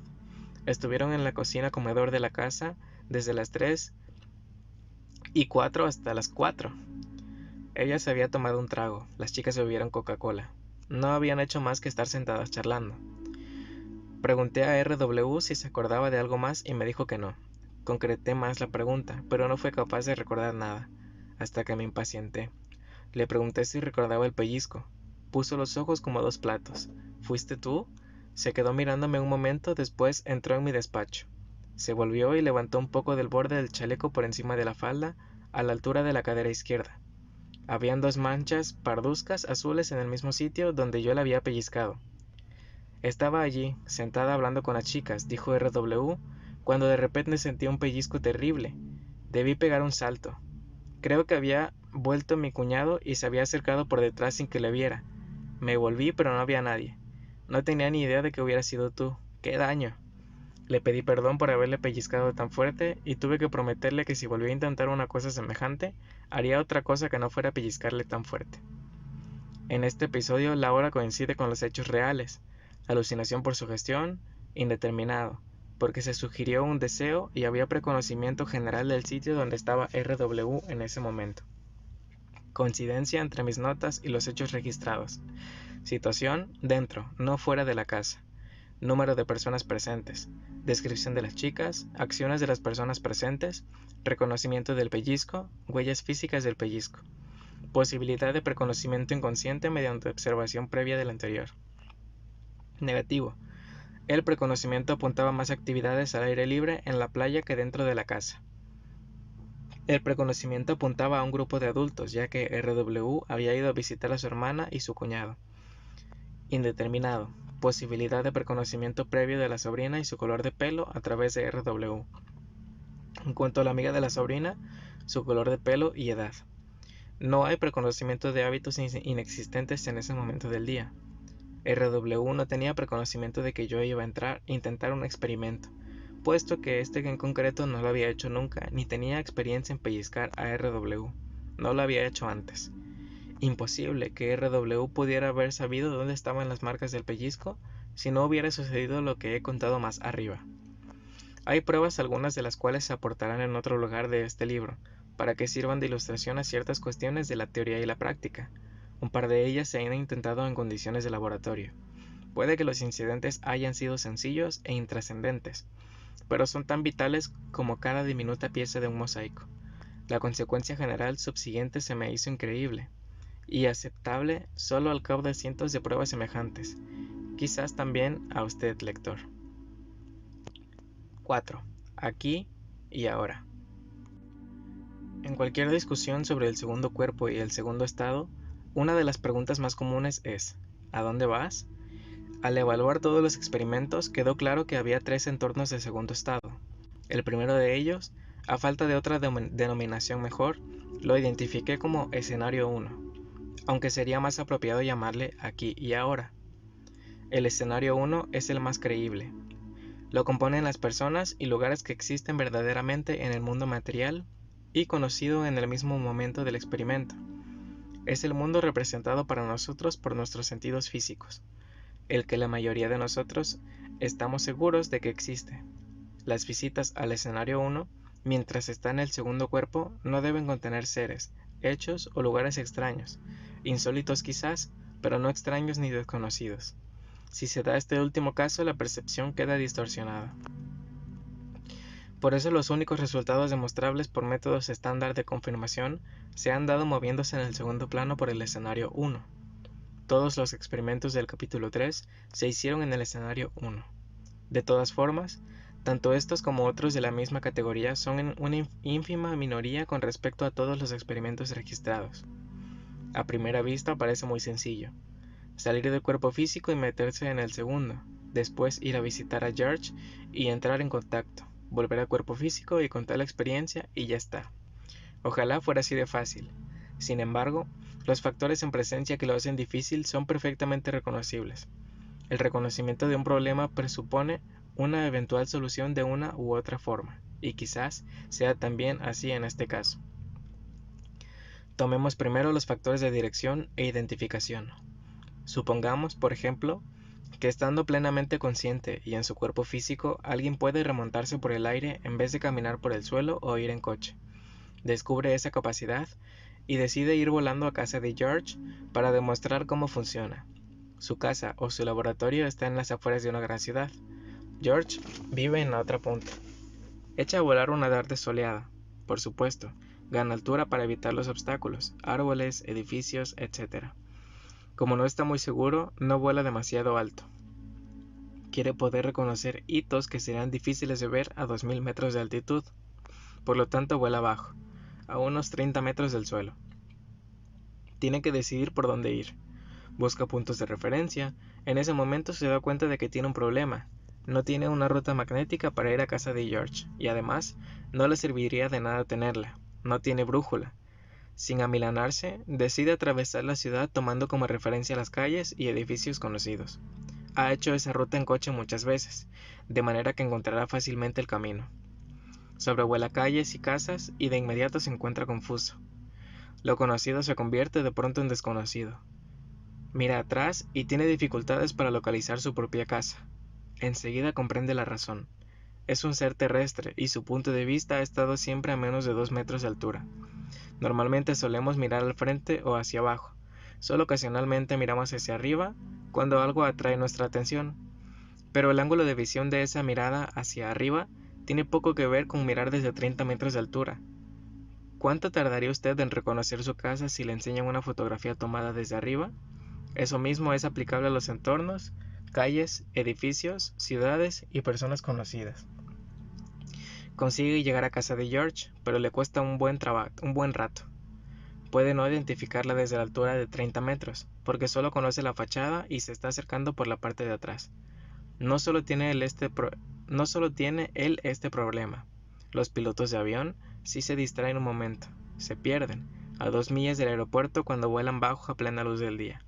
Solo los instrumentos de navegación pueden proporcionar la orientación instantánea requerida. Es fácil ver cómo puede arreglarse este problema cuando su amigo George vive en otra ciudad relativamente distante y que nunca ha visitado ni ha visto en fotografía. Está claro que llegaría si pintara una X fluorescente en el tejado, con una baliza luminosa de una potencia de 10.000 bombillas e identificadores semejantes en calles y carreteras a lo largo de la ruta. Hagamos ahora el viaje con el segundo cuerpo y examinémoslo comparativamente. Se remonta a unos 30 metros de altura, flotando en el aire, esta vez sin cuerpo físico. El día es soleado, pero la vista le falla un poco. Todavía no se ha acostumbrado a la técnica de cómo tiene que ver. El resultado es cierta distorsión de la visión. Se dirige despacio desde su casa a la de George, igual que si estuviera en el cuerpo físico. Un proceso igual de lento en peores condiciones visuales. Hay un camino mejor y más rápido. Afortunadamente, parece haber sentidos direccionales y se aprende a utilizarlos. La clave está en el sí, como ya se ha dicho, consiste en pensar, en la persona que está en el punto de destino, no en el sitio, sino en la persona y en utilizar el método prescrito. Se llega en cuestión de momentos. Puede verse pasar el paisaje si se desea, aunque es un poco desconcertante cuando hay que lanzarse de cabeza contra un edificio o un árbol y atravesarlo. Para evitar este tipo de traumas hay que olvidarse de ver durante el trayecto. Nunca se quita uno de encima el condicionamiento del cuerpo físico de que las otras cosas son sólidas. Al menos yo no lo he conseguido. Sigo teniendo tendencia a dirigirme a la puerta para salir hasta que vuelvo a darme cuenta de la situación cuando la mano de mi segundo cuerpo atraviesa el pestillo. Irritado conmigo mismo, me lanzo entonces a través de la pared en vez de por la puerta para reforzar mi conciencia de las características del segundo estado. Aparte de este oportuno instinto de localización, que no se ve afectado por la distancia, está el problema de que el sistema de navegación automática es demasiado preciso. Funciona según qué se piensa y en qué se piensa. La más mínima distracción durante un microsegundo provoca una desviación en la ruta. Si a esto se añade que la mente consciente puede estar en conflicto con el superconsciente acerca de cuál debe ser el destino, queda claro por qué han acabado en fracasos tanto experimentos para producir datos probatorios del escenario 1.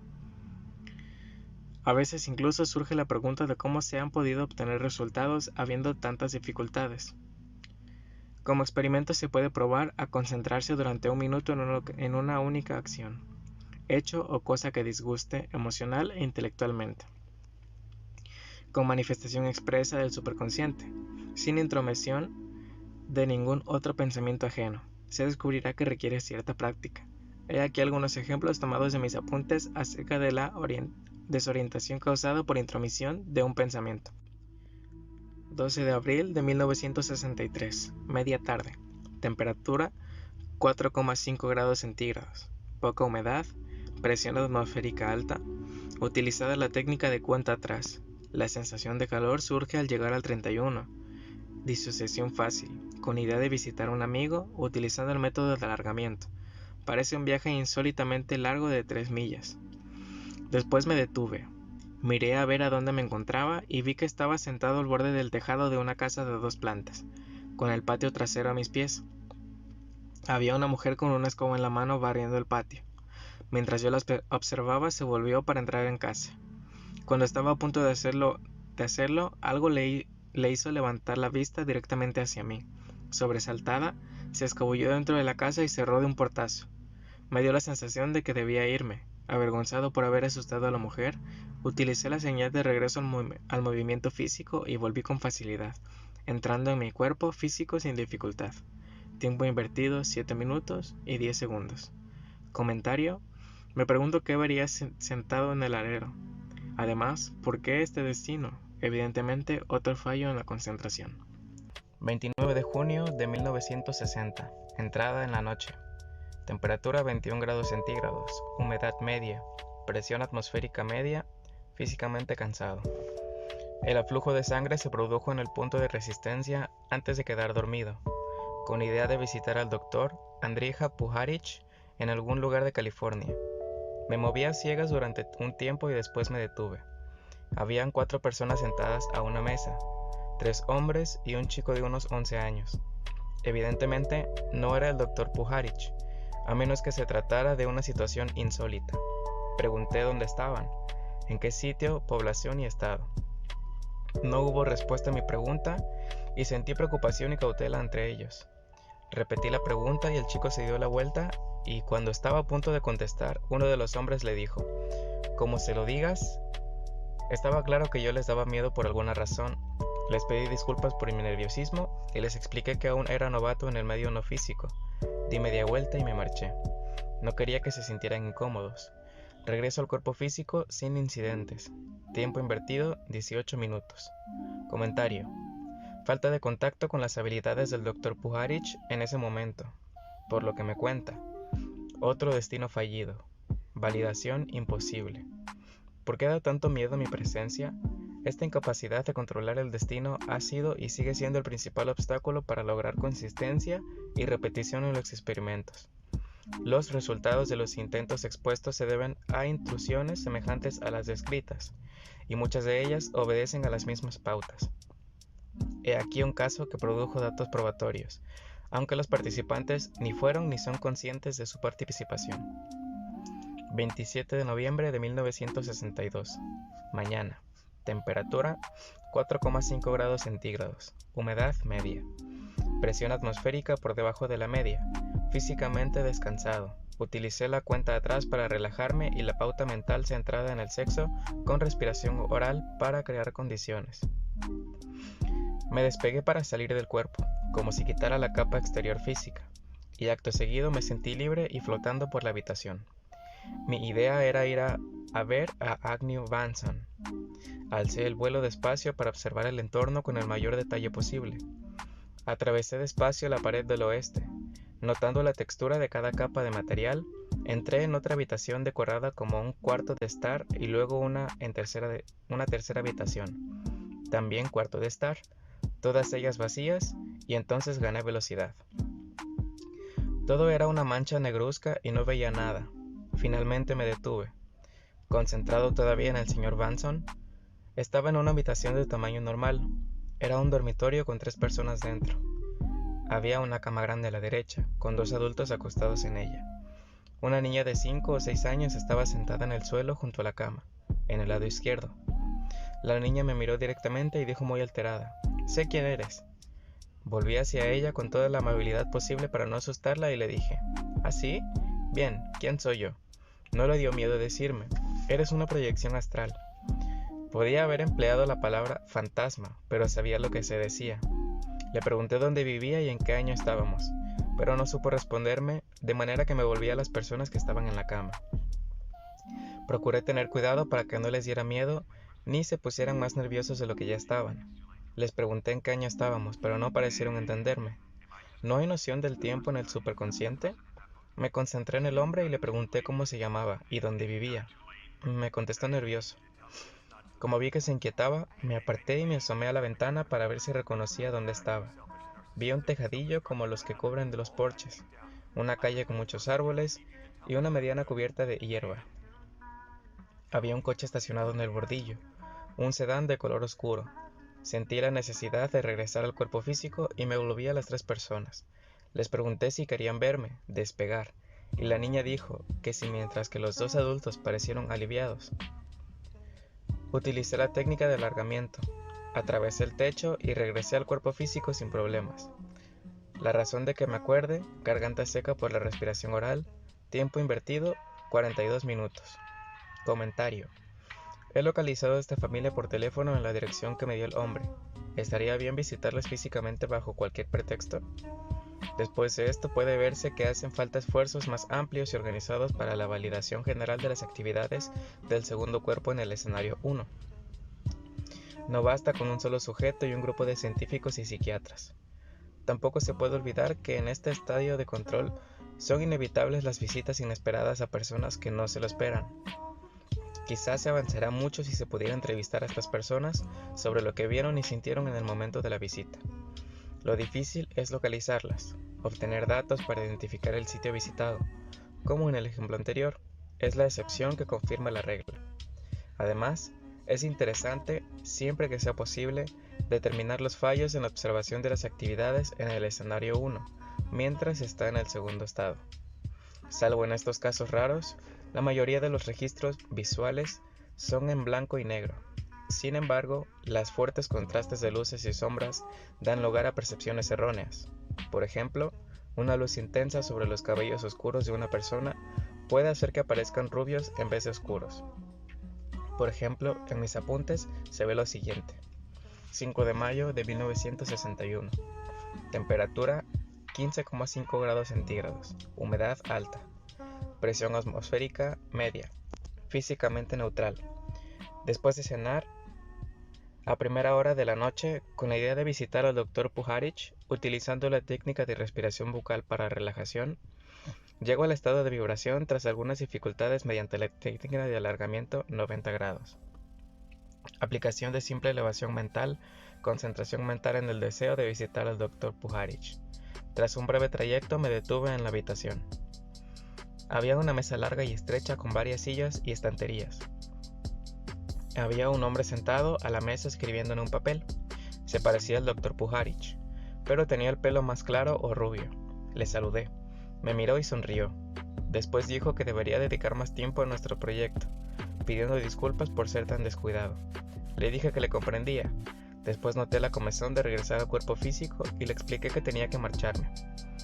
Dijo que se daba cuenta de mi necesidad de prudencia. Yo me di vuelta y retorné rápidamente a mi cuerpo físico.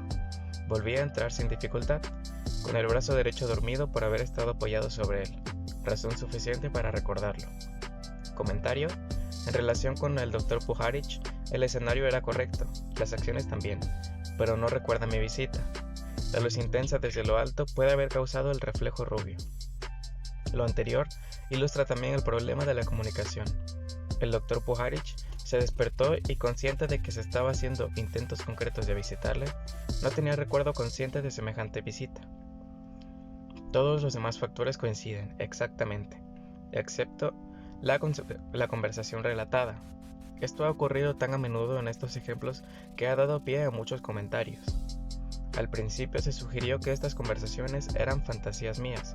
Parecía probable que al hacerlo así, yo estaba simplemente recordando mi conocimiento de la persona visitada para crear una auténtica conversación a nivel inconsciente.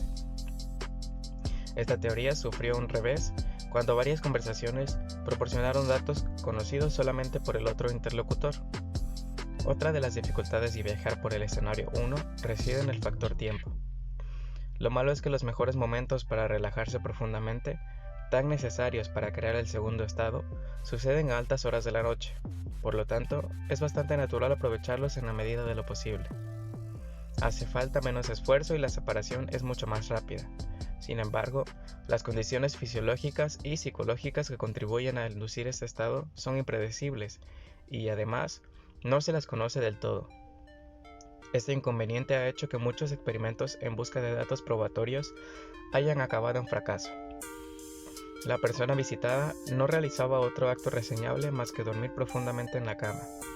Esto no constituye ninguna prueba. Todo el mundo realiza este acto por las noches. Del mismo modo, los intentos de validación durante el día también presentan complicaciones. Al no haber fijado la hora o el momento del contacto, todo el mundo está inmerso en sus quehaceres habituales. Por lo tanto, cuando se efectúan las visitas, no se les encuentra necesariamente efectuando algún acto singular o en un estado insólito. El resultado era que, cuando se pedía confirmación, los actos cotidianos normalmente intrascendentes observados durante esta visita no eran a menudo más que vagos recuerdos en la persona contactada. Tenemos mucha tendencia a olvidar los detalles de los actos rutinarios de la vida. Cualquiera puede comprobarlo. Basta con tratar de recordar, por ejemplo, lo que estaba haciendo ayer a las 3:20 de la tarde. Si era una tarea rutinaria, recordará, como mucho, haberla llevado a cabo, pero nada más. Los detalles se le escaparán. Sin embargo, los experimentos de visitas en el escenario 1 son extraordinariamente importantes, quizás más que cualquier otra cosa que pueda intentarse por ahora. Solamente pueden obtenerse suficientes datos probatorios del segundo cuerpo y el segundo estado a través de este tipo de visitas en el escenario 1, suficientes en el sentido de incitar a estudios serios llevados a cabo por las autoridades científicas de nuestro tiempo. Solo a través de este tipo de múltiples estudios monográficos puede producirse un cambio revolucionario en la relación con el segundo cuerpo, aplicable además al conocimiento del ser humano. De lo contrario, y en el mejor de los casos, seguirá siendo un enigma sin resolver o, en el peor de los casos, una fantasía ridícula e inaceptable para filósofos y científicos. Por esta razón, el tema recurrente en los informes de los experimentos es obtener datos probatorios. He aquí otro experimento posterior en el escenario 1, llevado a cabo en el laboratorio de EEG del hospital de una importante universidad. Experimento EEG-5, 19 de julio de 1966. Llegada al laboratorio de EEG del hospital a las 9 de la noche, después de un viaje en coche de 60 millas desde Richmond. Ninguna sensación particular de fatiga. Tuve sueño antes, a eso de la 1 de la tarde, pero no me dormí. Día activo desde las 6:30 de la mañana. A eso de las 9:30, la técnico, la única persona presente cuando llegué, ya me había puesto todos los electrodos la técnico. Me eché en una cama plegable en una habitación en penumbra, como una almohada y una sábana, sin camisa, pero con los pantalones puestos. Tuve la dificultad habitual para apoyar cómodamente la cabeza, en especial la oreja contra la almohada. Duermo de costado, no importa cuál. Ambos me resultan igual de incómodos por los electrodos aplicados a las orejas. Cuando me pareció haberlo logrado, traté en vano de relajarme de modo natural, hasta que utilicé el método de relajación fraccional, que es contando a partir del 1 y asociando cada número con una parte del cuerpo, empezando por los pies, mirando con los ojos cerrados en dirección a esa parte del cuerpo, mientras pensaba en el número y en la orden mental de relajarme.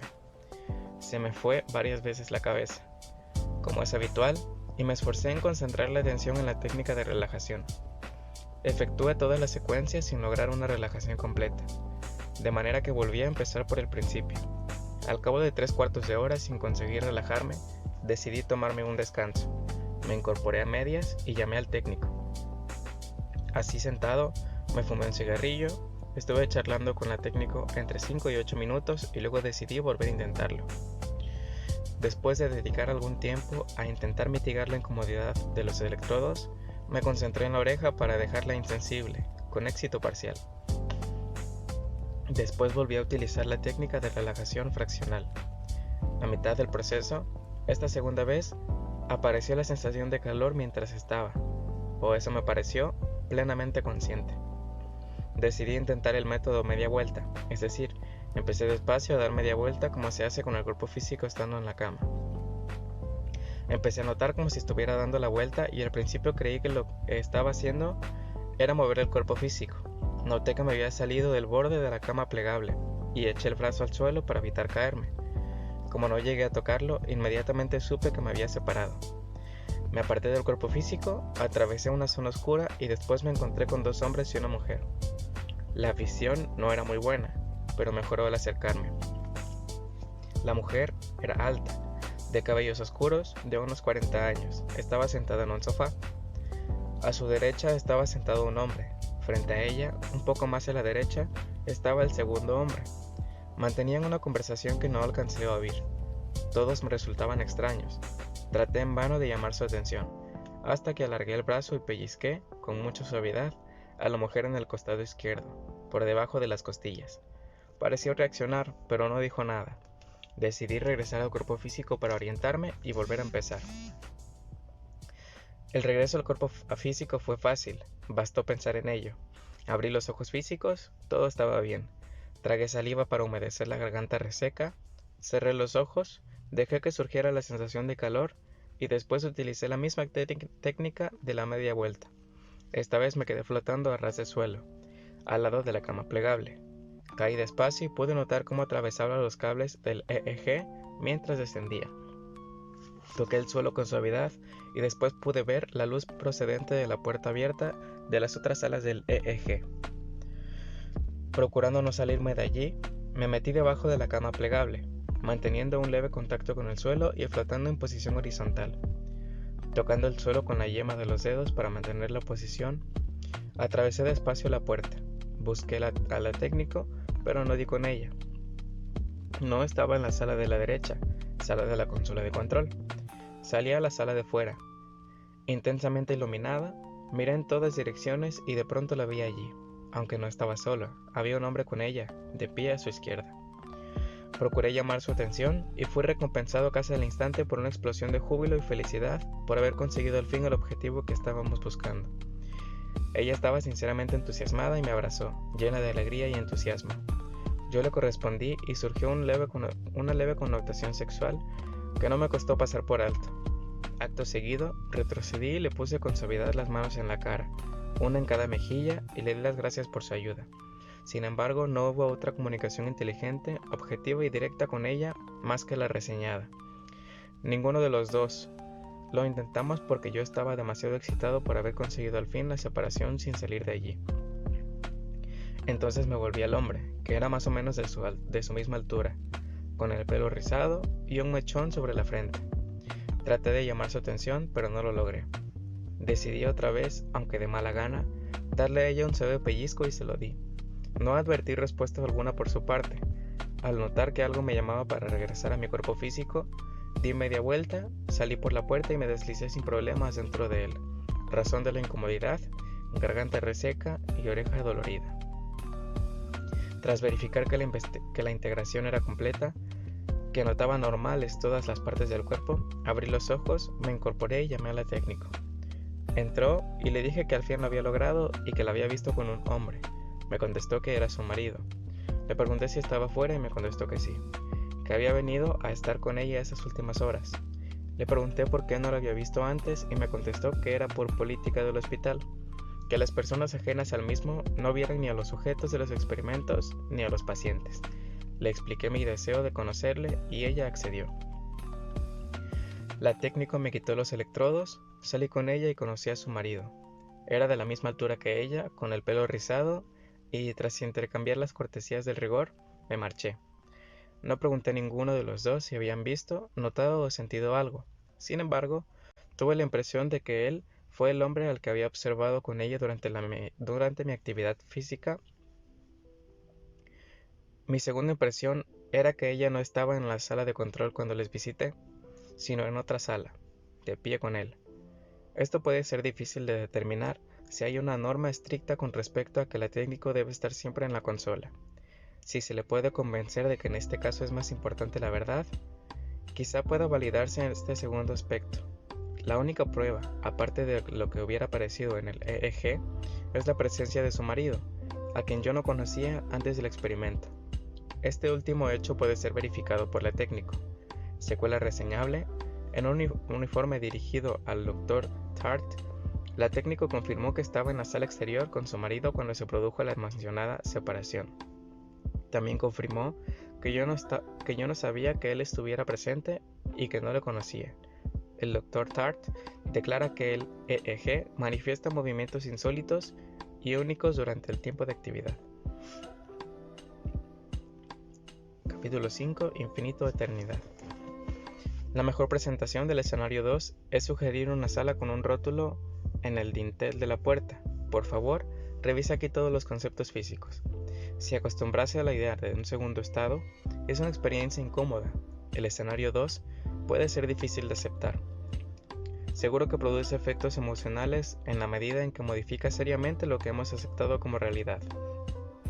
Es más, muchas de nuestras doctrinas religiosas e interpretaciones subsiguientes quedan abiertas en cuestión.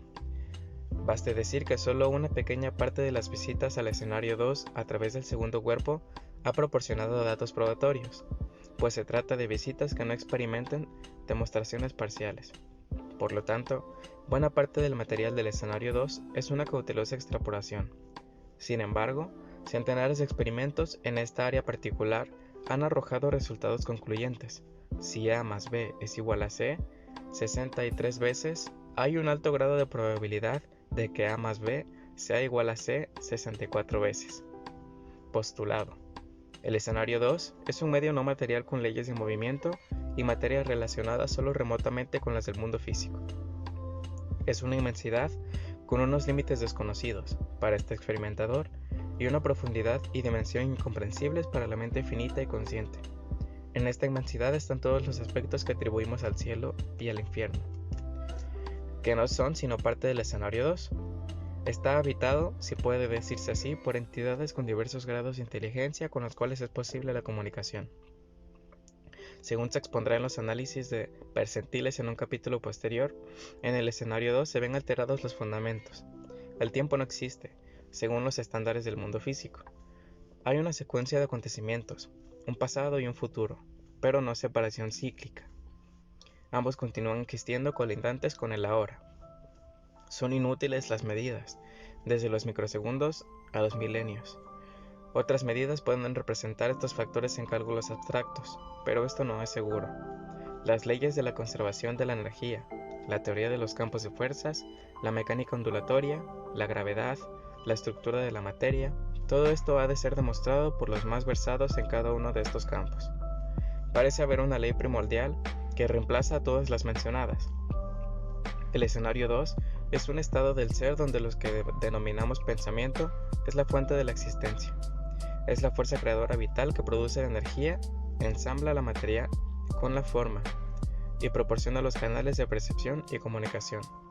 Sospecho que el propio ser o el alma en el escenario 2 no es más que un vórtice o bucle organizado según esta ley primordial. Se es lo que se piensa. Este medio no hay suplementos mecánicos. No hacen falta coches, barcos, aviones ni cohetes como medios de transporte. Se piensa en el movimiento y ya es un hecho. El teléfono, la radio, la televisión y otros medios de comunicación no sirven para nada. La comunicación es instantánea. No se ven tierras de labor, huertas, ranchos de ganado, industrias alimenticias ni tienda. En ninguna de las visitas experimentales se hizo alusión a la necesidad de energía procedente de la alimentación. No se sabe cómo se repone la energía, en caso de que se consuma. El mero pensamiento es la fuerza que cubre cualquier necesidad o deseo. Lo que se piensa es la matriz de la acción, situación y posición en esta realidad más amplia. Este es esencialmente el mensaje que la religión y la filosofía han estado tratando de inculcar a través de los siglos, si bien menos claro y a menudo distorsionado. Una de las facetas de este medio de pensamiento resulta muy reveladora al respecto. Las preferencias atraen a las preferencias, los iguales atraen. No sabía que hubiera una norma que rigiera de un modo tan particular. Para mí no había sido más que una abstracción, pero al proyectarla hacia afuera se empieza a apreciar la finita variedad que hay en el escenario 2. El destino parece estar integrado por completo dentro del marco de las más íntimas y constantes motivaciones, emociones y deseos de cada uno. Se puede no ser consciente de querer ir a un determinado sitio, pero no hay alternativa. La supermente es más fuerte y normalmente toma las decisiones por uno mismo. Las preferencias atraen las preferencias.